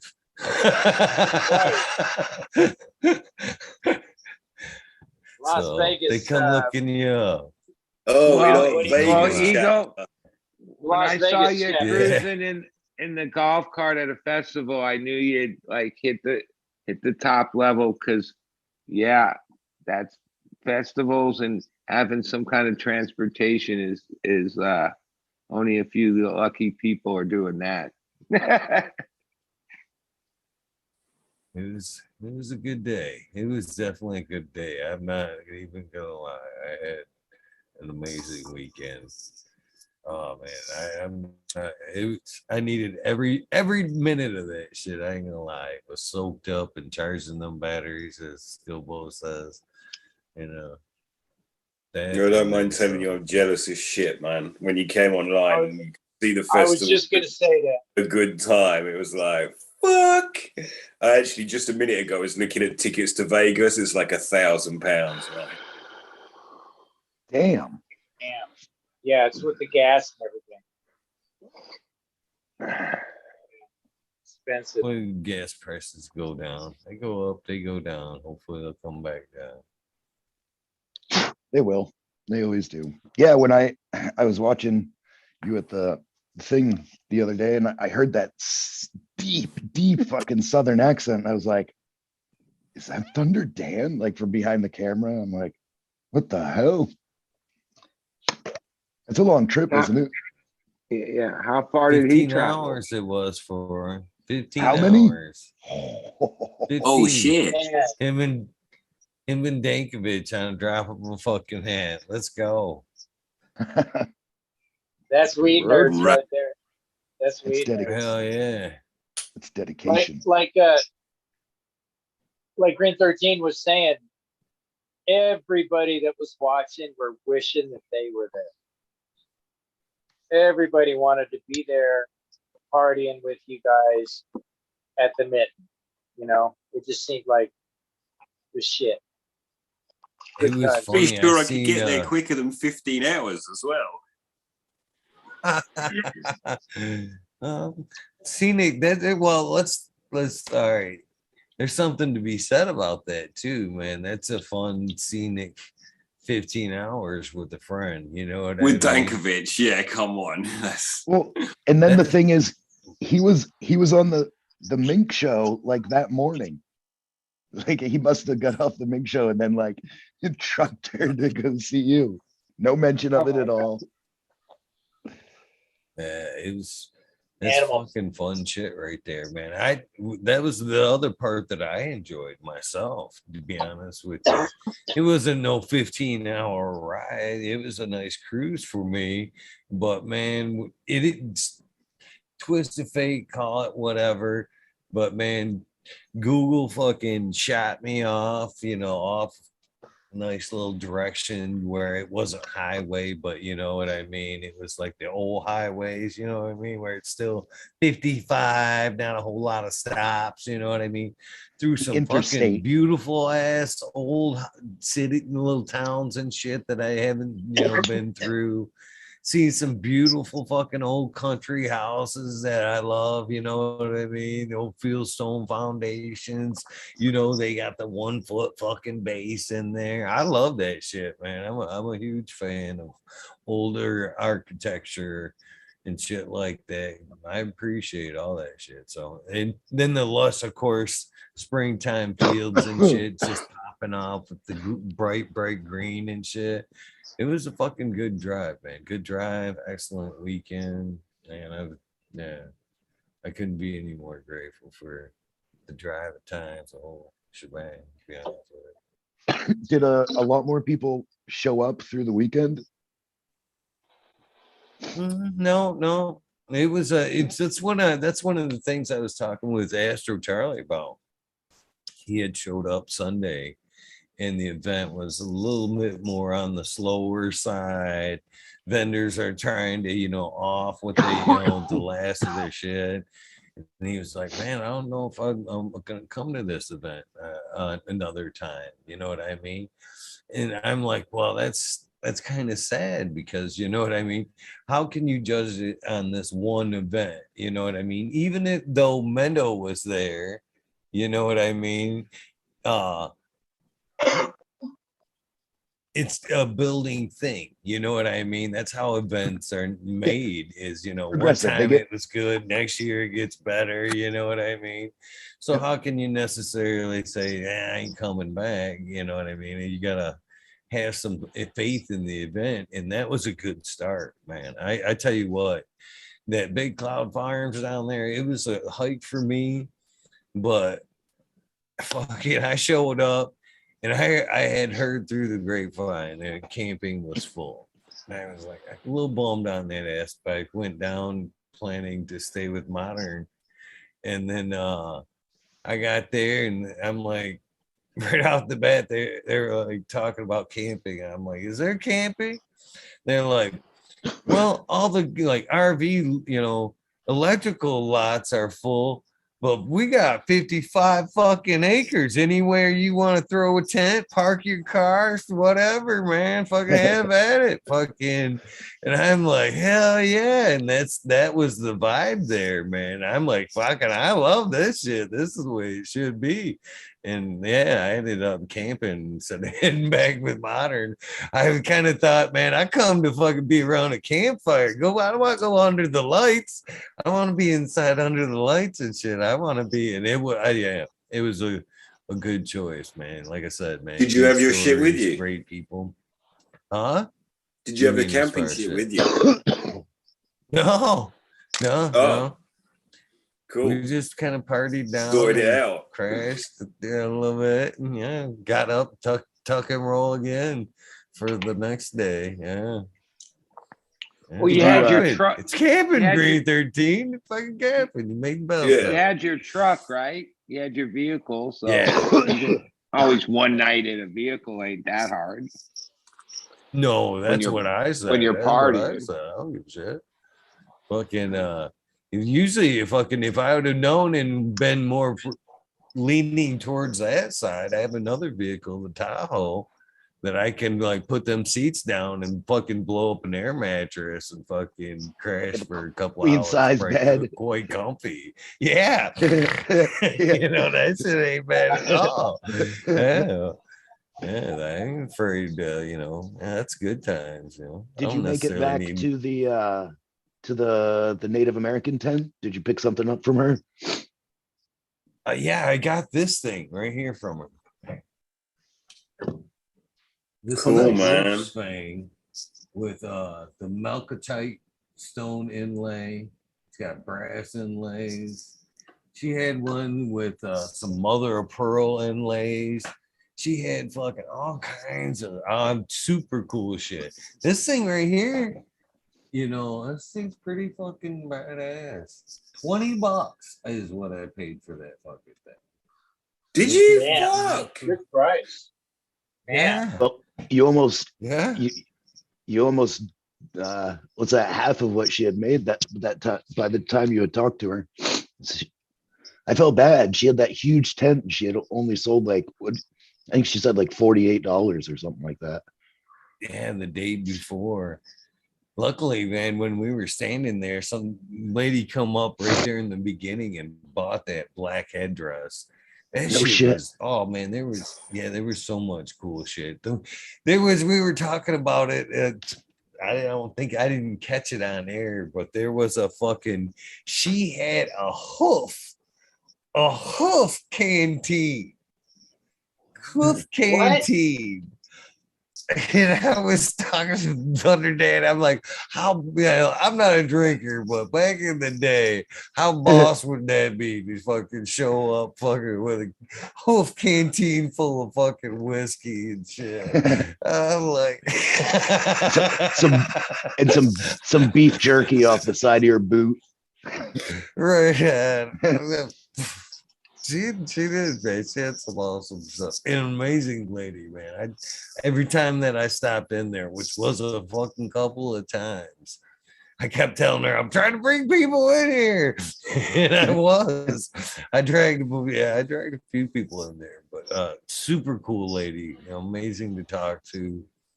As much as I tried to, try to get her to network and yeah, that was funny. she- You're like, where can people find you? She's like, they can't. I was like, oh, I said, snap. she insisted on it, man. The more Yeah. and more she's like, my people just don't believe in it. And I was like, oh. She said she was still like hunting with like fucking darts and fucking muskets and shit. I'm like, what? She's like, yeah. I'm like, all right. This is unnatural as she could be. Wow. And she had like a grandson who I believe he was like a great grandson.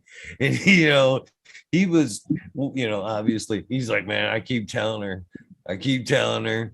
She thinks texts are fucking emails and fucking she don't even have a fucking clue and shit. So I'm like, this is such a shame. She could be, set from someone. But at the same time, like, what a blissful life not living through that technology. You know what I mean? Like we are all in such a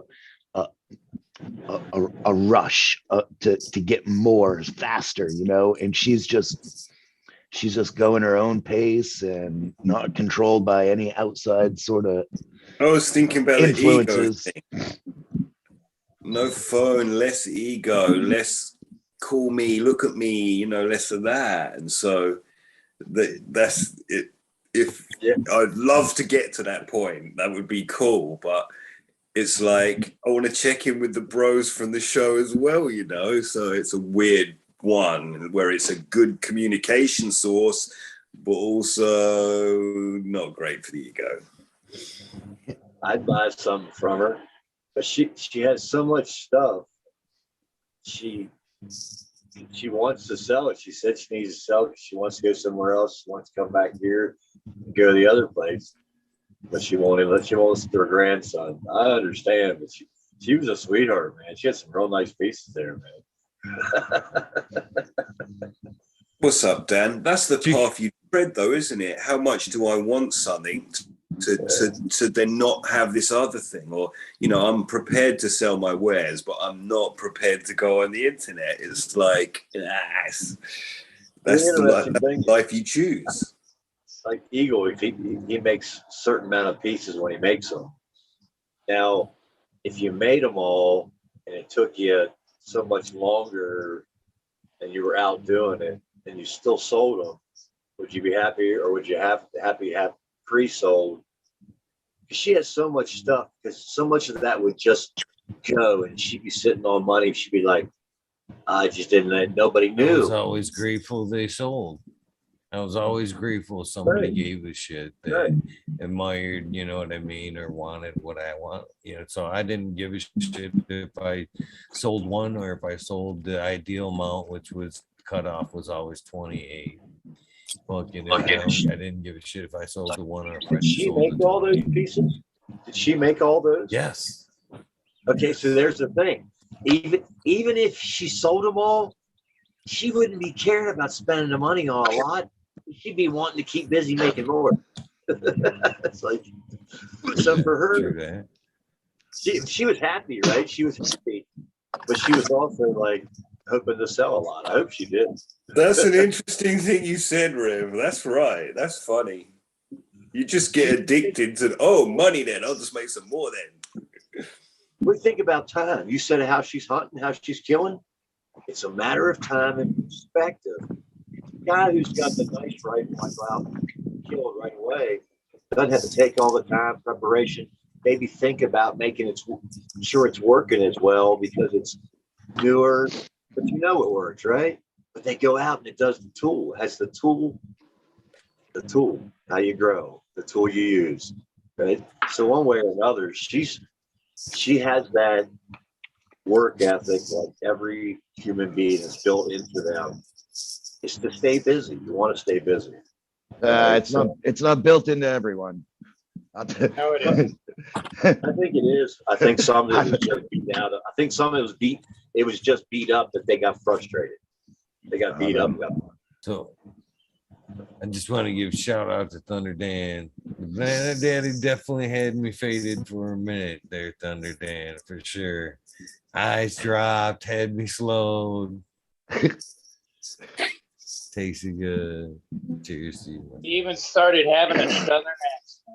That's how they walk around. That's how they walk around in Virginia. Yeah, all came the time. complete with a southern accent. I like that, Johnny. It did kind of. Say sweet tea, fried chicken, and your cousin. There you Well, go. Eagle, was there any like cannabis varieties that you have smoked along the way that you remember and impressed you?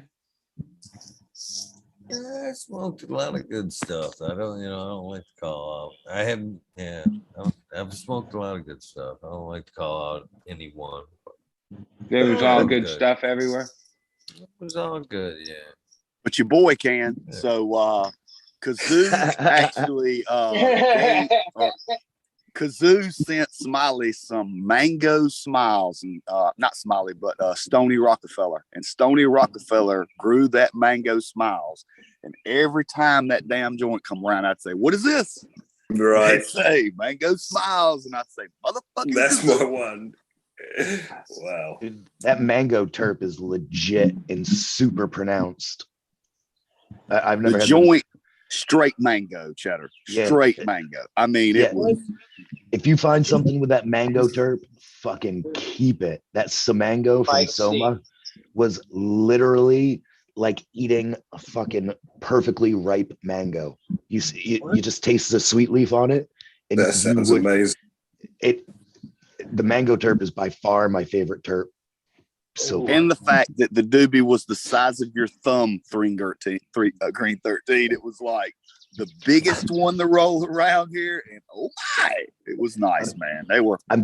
I'm glad you specified whose thumb, because Little Hobbit, that would have been like a quarter joint for you guys. Yeah, sure was like, did you take that to the face?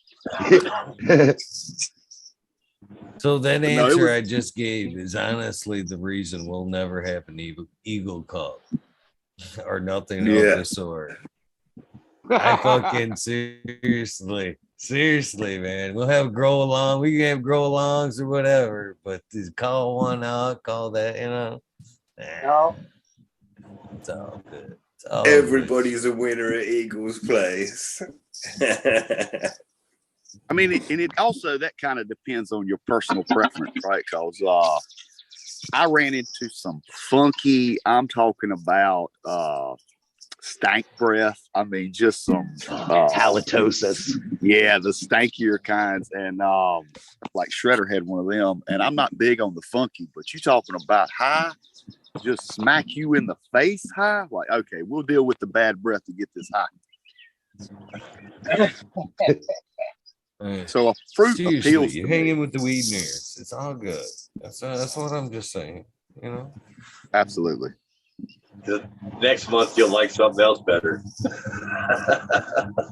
Probably true. Even picked up some auto weed. Shit. Uh-oh. Come on, let's hear the auto reviews.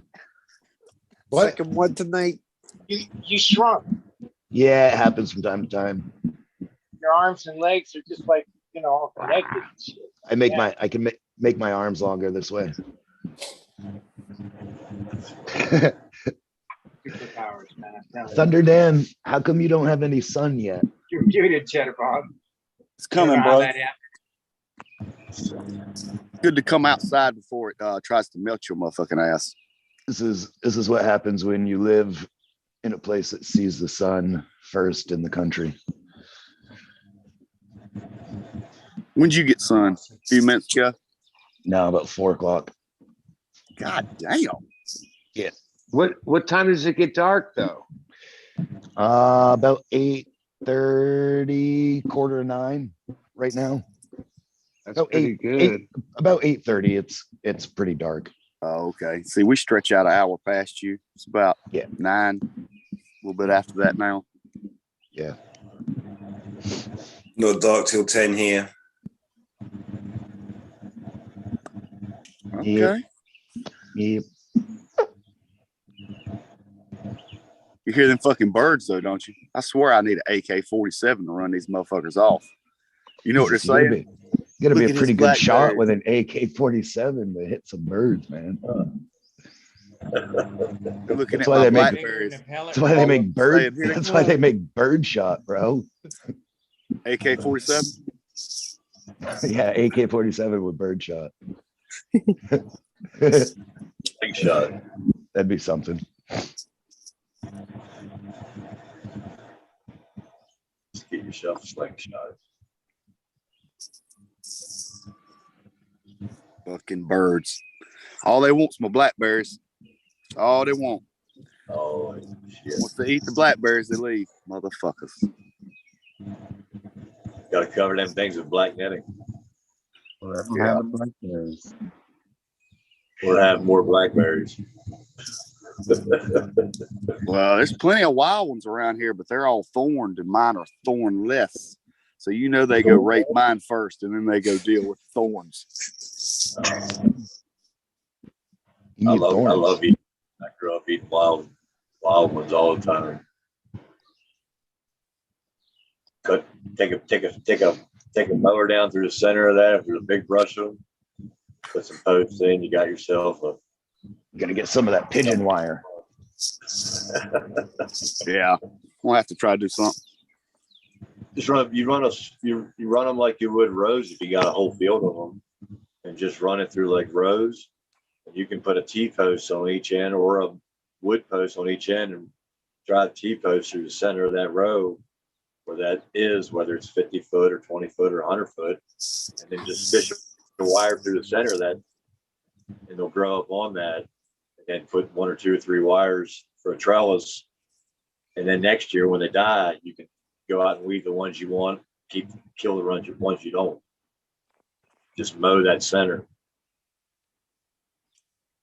Just a thought. Things I know now, I wish I'd have done when I had the 20 acres. I let the goats eat it all. I wish I wouldn't let the goats eat it all. All right, dudes. I've got an unlimited amount of work to do. I'm basically sitting here trying not to go and start, but I'm going to go and start something. So thank you for an epic morning. Peace and love. Have a great day. Cheers, Green. See you, Green 13. The blackberries, that's good eating. The what? Now, Blackberry. I'm kind of tired. I want to get back into my bed. All right, gentlemen. Peace and love. All. Peace, Johnny. Peace, Johnny. And I'm going to follow. I got some work to do. I've been out of town. It's been great, Eagle, and everyone else. We'll see you around soon. Have a good morning, everyone. See you, buddy. Be good. Yeah. See you, buddy. Yeah. Yeah, it's that time, guys. I got some catch up work myself. I'm sure you muted, got Cheddar. Some stuff. Thank you, Eagle. Yep. I was gonna say my day's starting at 5:30, so everyone have a good day. It's good to see you, Eagle. Peace, Another y'all. great morning, waking up, turning over, seeing your face first thing. It's lovely. Look into the dreamy eyes. Look, you're blushing. You're blushing. You're looking like your shirt. So I am too. Later, Cheddar. We'll see you. Have a good day, brother. See you, Eagle. See you, Green Finger. See you, Thunder Dan. Peace, Rev. Your work done. Later, Rez. Love your neighbor as you love yourself. Cheers, Eagle. Cheers, Green Fingers. Y'all be good. Cheers. Guess I'm gonna You go too, fuck man. around in the crawl space. I had some fun hanging out with you, man. I got We fucking had a little good time. giggly. If you go back and watch that too, I got a little giggly, man. Little giggly smoking the banana daddy. Cheers, cheers. Seriously. Y'all be good. Seriously, man. Go back and watch, man. I was fucking laughing my ass off while everybody else was talking. Cheers, brother. Absolutely. Peace.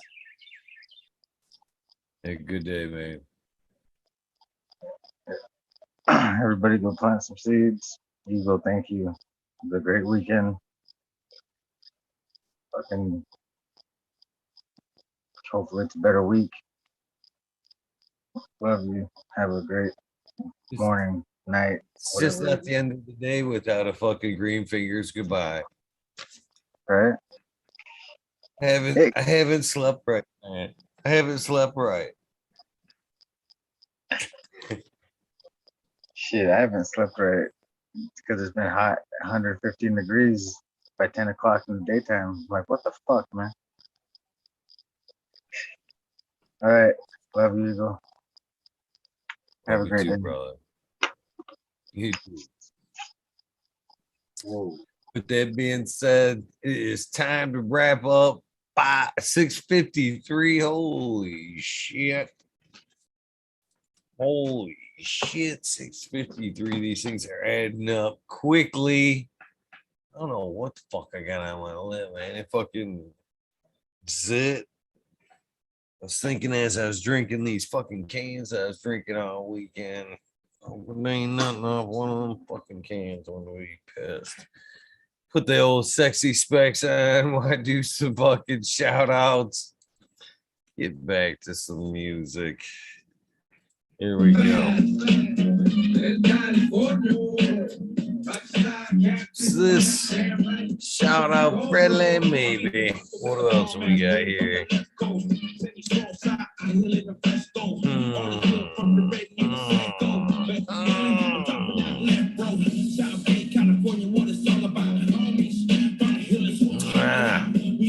Yes, you know, I don't play it much, but man, the Black Keys is one of my favorite bands.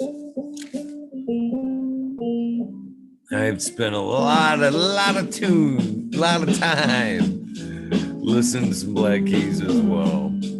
Sub Cool D's House of Dang, Mama Lost, I'm 10, Scarecrow 420, Greentown Bum, Christina MG89, Unplugged 705, Medical, McGillicuddy, Rick G, The Rebel, the 9G207, Fabian Salinas, Dave's not here, Tom Spook, Greg Walker, Mendo Dope, pleasure hanging out with you guys, man. Legends. T-Dog.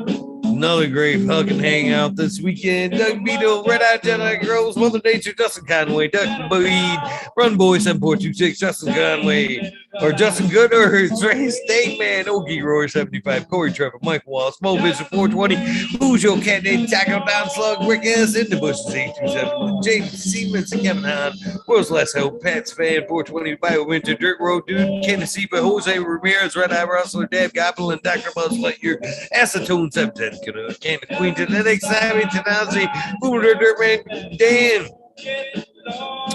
Keith the Black Sales, Mr. Roll Sales, Zim Bremen Burns, Rasta Bob Rasta Death, Soil, Root Small Juke, Tyler, Frosty Buds, North Michigan Micro, Ouija Buds, Dub T. Roy, Big Jar Gross, JC, Modern Genetics, SoCal Weedners, John, Last, PPG 15, Green County Grower, CJ Apple, Perfectly Imperfected, Dollar Tree Goer, T1 Productions, Dayton Grower, DOA Growing Meds, Miss Nudie Grows, I Grew Some, Johnny Kenneth Seed, Nutrient Shootout, Snotty Nicky, Zoe and Summer, NNY, Pixel Monkey, St. Bernard's Observation Booth, Clover 420, High Spy, Aldridge 25, Miss Madam T, Stu Moon, Mo Grover, Candy Crate, Loki Girl, Sus, This Guy, Burton 79, Polish Hammer, Midwest Outlaws, Voodoo Altars, Fresno Nerds, Cali Connection, Wolverine Grove, Big Jar Grows, Jimmy One for Life, Lay, Wayback Farmer, D Block, MMP, Nation's Creation, Amberlon and Psychedelic, Warlock, Artist LD, Sir Sicky, Rob, Big Day 420, Brent Window, Big Ed 1961, Matawana G3, The Green Click, JK, Triple G, Mr. Sprinkley, Brittany and Tyler Teasley, Hope Farms, Lisa G, John B,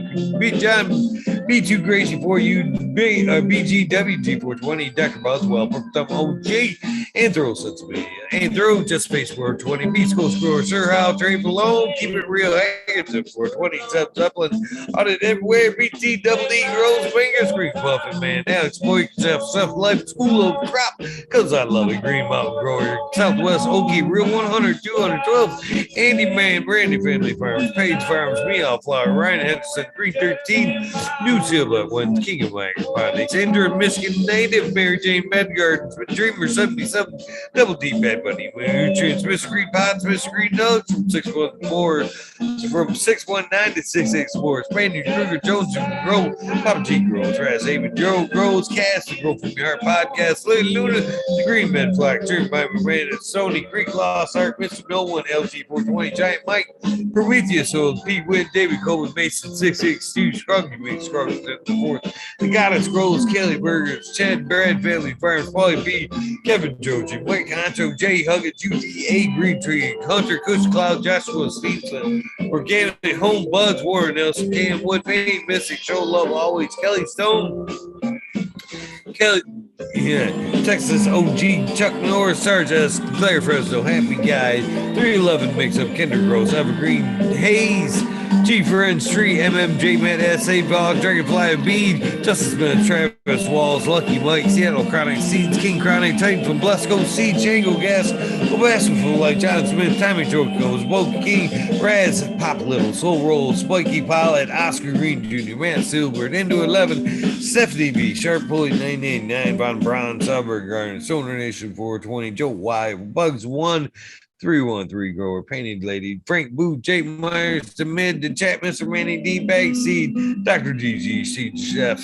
Strutter 911, Dutch Gross 420, Scallywag 420, Skillbo 1, Medgrow 1, Empire Brady Co, for Goalie, Lost Leaf, Leah Mass, Danny Dangle, B Bear 7, Alley Noble, C Code, CK Time Trinidad, Looney Jester, Smoking West Small Town, Tim S, Mr. Lacey, Rafter Grows, Rob, Automation is Freedom, Robert Hazelton, Dora Michigan Gore, Double Tap Farms, Mr. Green Thumb, Bum, 808 Rudy Prospects, the Candy Bus Driver, Hayden Life, Kennedy 710, Operation Grove, T-Bet, TM 420, 696, Brunut 619, Dr. Trambles, BB Ruach, CH, Double J, Bio Green, Self Grower 56, Hanky Stinky 420, OGKP, Ganjanana, Yo Mama, Georgia Joe, Roy Rodriguez, Speak Growing, Nature's Rest Nugs, Killer Bee Grows, Guns and Wizard, Husky Garden, Nut Tree 420, Daxy, Ooh, So 4 Life, Willie 4 Life, the Jeff Rose War 2069, Beaver 698, Dr. Franklin Booty, Goddamn, Baked Heads Test, the Rippin' Fat Boy, Jack Greenstock,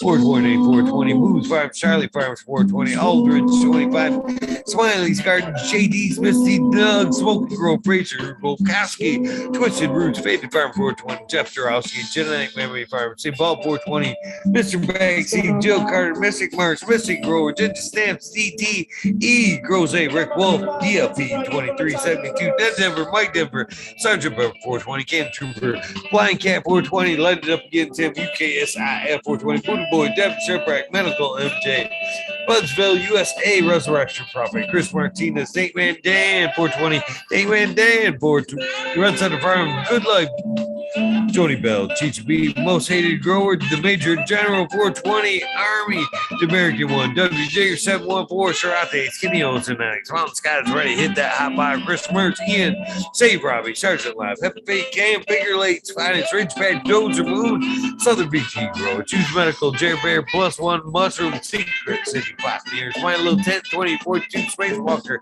Christian Dreamwell, T Barrington, Heart and Soul Homegrown, Mike B, T Dwayne, East Coast Will, Heidi Day, Galactic Garden, John Smith, Liptus, My Natural Farms, Pacific Northwest Seeds, Ross Kai Paul, Lemon Holco, Trench, Rita's Juicy Life, 420 Great Man, Mary Bond, Sammy, Sizzle, Planet Colas, Chris Grew, DK Trades, Visit Creator, Guru, Kind Brew, Cannon Nation, J Wires, Dan the Indoor Man, Growy Homie, Hamilton, Grown, Clip Smoke, Keystone, Cannon Flag, PA, Big High 710, Eugene Greenleaf, Face Through Hustle, Fred Dark Carlos, North Arizona Beer, Grow 420, No Sellout, Jesse White, Got St. Yeti, Introvert tonight, So J, Vixen Robert, Mr. Killer 8, Mo, James Buttercream, C Dub from NorCal, the Pharmacy C Bank, Deadhead, Smokey 616, Curtis Mahan, Matt Myron, Morte, Rick Heyman, Stephanie Dorian, Tennessee, Carius K, Mike Rubles, The Drooper, 420, Maxi 751, Lord Gonzalez, Loaded, Get Up,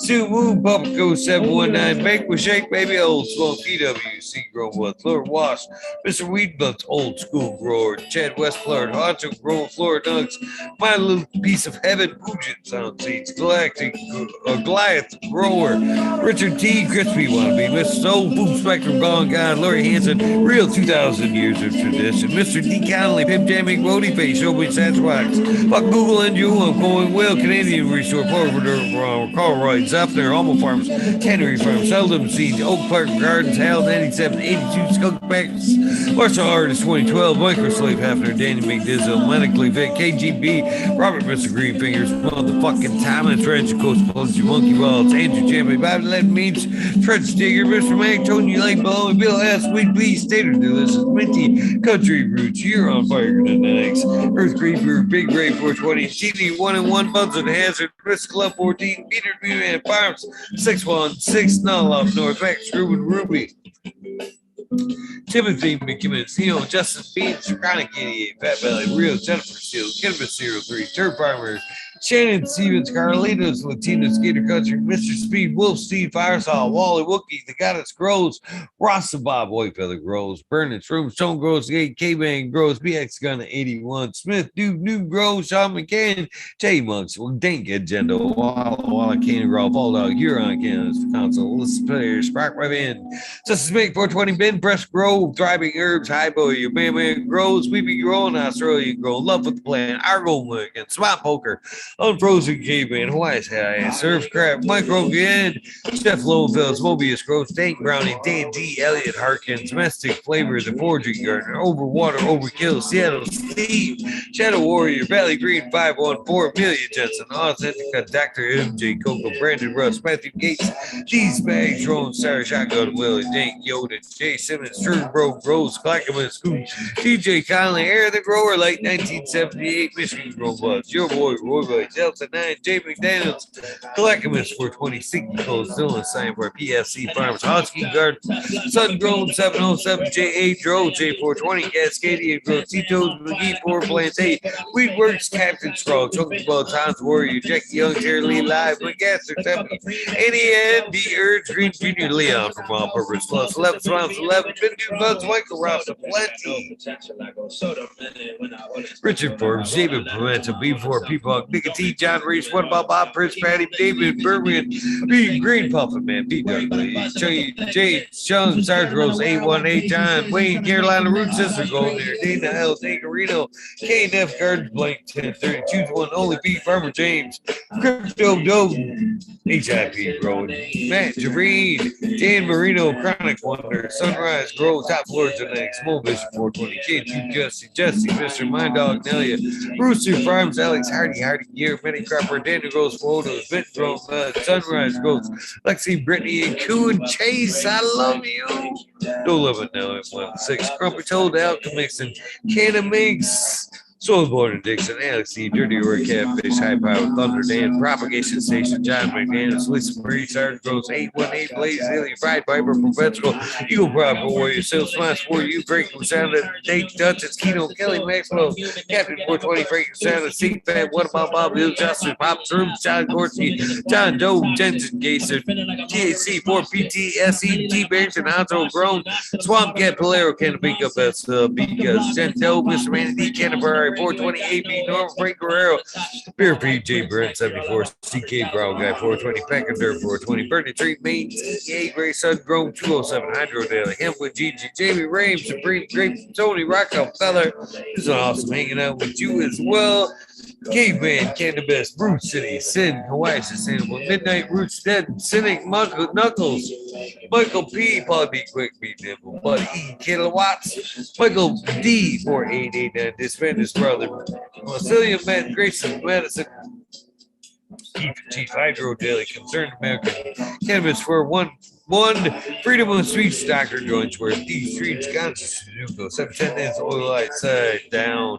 Jesse Stevens, majority of Badooch, What About Bob, Sacred Guards, Gus Rose, Slick Rick 8 Dog Pound, David, St. Louis, Someone Watts, Scott St. Getty, Edwin, Grown, Uncle Elmer, Alpha Red Terps, Christopher, Big Force 54, Last Predator, Matthew from SoCal, Sioux, Illinois, Man Beaters, Jinx Proof, Dark Horde, Genetics, Stoner Dude, Joel and Jen from North Star to the next, Caroline, Mr. Mooncry, PTA, B13, Liam, Brood Beyond Perfection, XX, Elite GPXX, Uncle Stoner, Crispy Treat, Kitchen, News, Awesome seeing you, Growers Paradise, LAD, Grown, I See Me, Clan, Decoy Bacon, Mrs. Scotto, Fresh Break 1, IJ Canada, Big Bob Grows, Sally Canada, Australia, Chuck 420 Garden, Daniel Phillips, Mr. Nowhere Man, Silly Sally, Silly Seashells, Wobby, Sean Beds, Rescue Ready, Red Roadside LLC, Dodoria Slugs, Magma Seed, Father and Son, Trim Sub T Dank, Jose Ramirez, start with the Hut 420, Buck Chiba Man, TR 420 community videos, great community over there as well.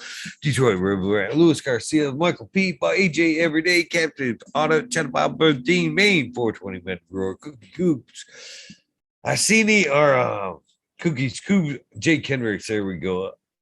I already said I see in for the grill. Backwoods, all goods. Missed you this weekend. I was hoping you was going to be there. Adam Skink and Chanel Simpson. This one there. Adam Skink and Chanel Simpson. One Smoke Away, Gotcha Roots, Kazoo, Aaron Burns, Roots, Tone Grows, Dake, Angel Studios, MG, 420, Grow, Jen, Paul, DL, John Fleming, Take a Bits, Pleasure, man, meeting you as well. Fibro Power, Paulie P, Sheldon, Scene, Elevated, Lenny, Organic, Sunman, Steve Sunny, Temple Politics, Carter, Sosa, Dan T, Earth Friendly Farmer, Catered Force Farmer, Fuck All That Be, The Mystery Grower, Jason Line, 512, Snake Eyes, 446. Northern 4466, man, if we run get tired. Jason Ford, Grayson, Stoner Baker, MD, Stony Creek, Ross Sonic, Fridge Dweller, Tarzan, Superman, Old Man, Herman, Freebird, Mulberry, Matty Garza, Simple Man, Survival One Time, Tim Blake, Gulf Coast Chronics, Calabro, Caballero, Polero, Harley Grower, Jen God, Steve Collins, Todd Kendrick, Property Maintenance, Sharpie, Alan Hayes, Stevie Speaks, CR Reeve, Randy K, TCGR, Claire Gillian, Wardrobe Primary, Randy Grande, Piff 1000, Ace Move 32, 23, Wake Up Cat, Freedom, Puffer Smile 50 digits, Michigan Ganja Moons, Fred G, Hash, Simple Bob, Broski 808, We Get There Bernie's, K-Bag, Justin Station, Strong Sound, Organic, Zippy, I Manic, Honesty, K-Bag, K-Hale, Me Offline, Brent Boog, Todd Kendricks, Newton, K-D, True Seal, both times, both, Eddie Good, Barbara Matthews, man, I keep forgetting, I gotta change that, Barbara Matthews. Hatred Soul Grown, Kevin Jiu-Jitsu, Getting Health and Happiness, Berserk 215, Lab Low Cut, Albert Tender, Momentic, Bez Raz, Betsy, Helen, Hughes, Janice, James T, Atomic Smooth, Miss Jill, Big Daddy, LT Garden, High Flower 420, Lobster Brush, Bro, Mother Tree, Maine, Red Pill, Yo Boy, Roy Boy, Aesthetic, Channing Gibbons, Ruhan, Comfortable, One Smoke Away, the 840 Show, Richard Lamb, Cranham's Pursuit, K Rolling, or the Buzz Logan Band 81, Oil Flower Podcast. Excuse me.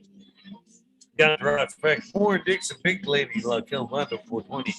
Surrounded by Keith Ferrari Farms, Fritz Dweller, Single Fathers, Happiness Without Guilt. Mike, Steve, 562 Ganja, James Christopher, Greek Gold, Shamanic Sunzola, Pete Benson, Astro Charlie. Pleasure seeing you this weekend. Steven Smurf, 4D, DC, A. Bush Doctor, Astro Charlie, Dirty Old Gardens, TK, James D. Weaver, Grow Homes, Corey Gagnon, thank you, my friend, Green Hill Farms, Hillbilly Herb, Tasty World, Skunky Bruce, your YBF Farm, Larry OG, Abolish Farm, Spartan Grove, Green Thumb, 710, Bishop Wildflower, Seldom Seed Gambler, Title Counter, EP710, Caribou TV, Visionary, Red Primo, Equilibrium, Genetic, Trophy Truck, Skyway, Kevin O'Donnell, School of Crops, Stupid Trucker, eBay Bud Tender, The Glass Girl, Grow, The Glass Girl 420 Grow, there we go, Ted Nuts, Matt Jareen, Greg 77, Ted Nuts, Skunk King Glass Works. Beast Mode 347, Mike Atomic Skier, JMA182, Justin Gucci, Webcam, Dan, Sony, Big Fat Day, Cootie Pip 1000, Dan, Sony, Sunshine Farm, Daydream, Brad Star, Mountain Larry, Scotty Nowhere, Justice McNaughton, Stewart, Red Bear Farms, Two Dog Seeds, Butt Plug, Buckaloo, Luck E, Claude E, Goslin, Mount T, Words, Green, Gorilla, CT, Benny Ben, Up and Able, Monster Meyer, Duke, Kushner, 5 Sentimental, Green Goddess, Alberta, Cannabis Grower, Earth Creeper, Don Hazeler, Matt Ness, John Gall, Good Word, Robert Rittenhouse, Pedro Dizzy, Joey Bird, Matt, Mr. DeVille, Mikey, from Maui Gold Genetics, Missy Dacer, Dragonfly, Earthbenders, Thunder Dan, San Luis, Sun Grown, Super Bob, Duds, Groves, 420, Tough Impact, Mr. Tree, Reed, Gypsy 1.247, Dirty Rotten Imbecile 69, Cindy Gates, Gingerbug, Sovereign A, Paco Swerm, Paco Swermphone, B, Ridley, Val F, Tough Impact, Crazy People doing this stuff. Again, my apologies, man. Just a sore spot right now. You just don't know how tough it is to tear down the garden and continue to do the show. But I am sorry. Please accept my apologies for snapping back at you earlier. My bad, for reals. Wait, pie, multiple vision, patio, bears growing in, home invaders get no fucking pity. Blue Kiss Gardens, We Nerd DWC. I did not miss you today. Shorty for life.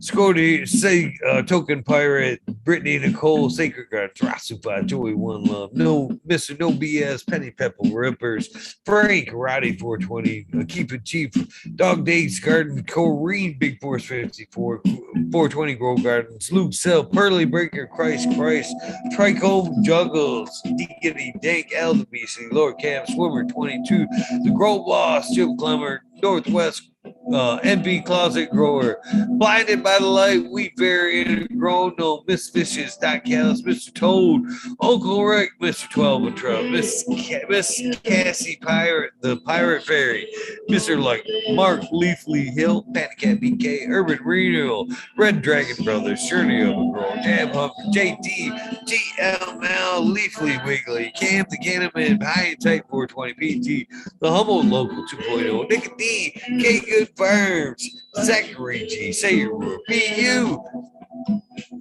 Eddie Alvarez, Turp Brothers, Paisley Acres, S.103, Drewzilla, MK Oko, Chilbert, UK, Brandon Harris, 710, Connoisseur, Fino Fisherman, Hemp Knight, Cottonmouth Roll, Icy Cold, Sterling Wizard, Donkey Kong, DK that is, Driving, Miss Hazy, Herb Consciousness, Woody J, Roy Dugan, We're Wanna King, J Ganja Ninja, Holla What You Got, Justin Gucci, Big Blazer, 80, Ryan Karofsky, hopefully I'm saying that Ryan right correctly, Marcus Green Thumb, 420 Band, A Nova, Weed Master Grove, The Quiet One, B, Who Be Growing Doobies, last but not least, Weedus 207, starting another page with the first and next name, Sony Rockefeller, cheers, brother. You should have logged on, man. I love that fucking that envelope around with me all weekend long and forgot to go live with you one-on-one with that motherfucker. I wish you would have logged on tonight so I could have opened up that envelope. It's always tomorrow, my friend. With that being said, hopefully you guys know the deal. If this is the end of your day, your week, your day, you got me high, bro. If this is the end of your day, your weekend, please get some rest. If this is the beginning of your day, your journey, I still fucked it up. Please take time for a little bit of self-love, a little bit of meditation, along the lines of what I am hoping is an amazing Tuesday for you. Please take time to do something nice for somebody. Random acts of kindness do save lives. I'm more now a believer of that than I have ever been. With that being said, be grateful for all the things in your life, the people that help, contribute, all that good shit. With that being said, I am out of here. I got some stuff to catch up, try to get done before I get some rest. Good luck, right? That being said, thank you, all you guys that had through me some stuff this weekend to test out and have some fun with. I'm grateful for all you guys. The memories we made this weekend, hopefully the first of many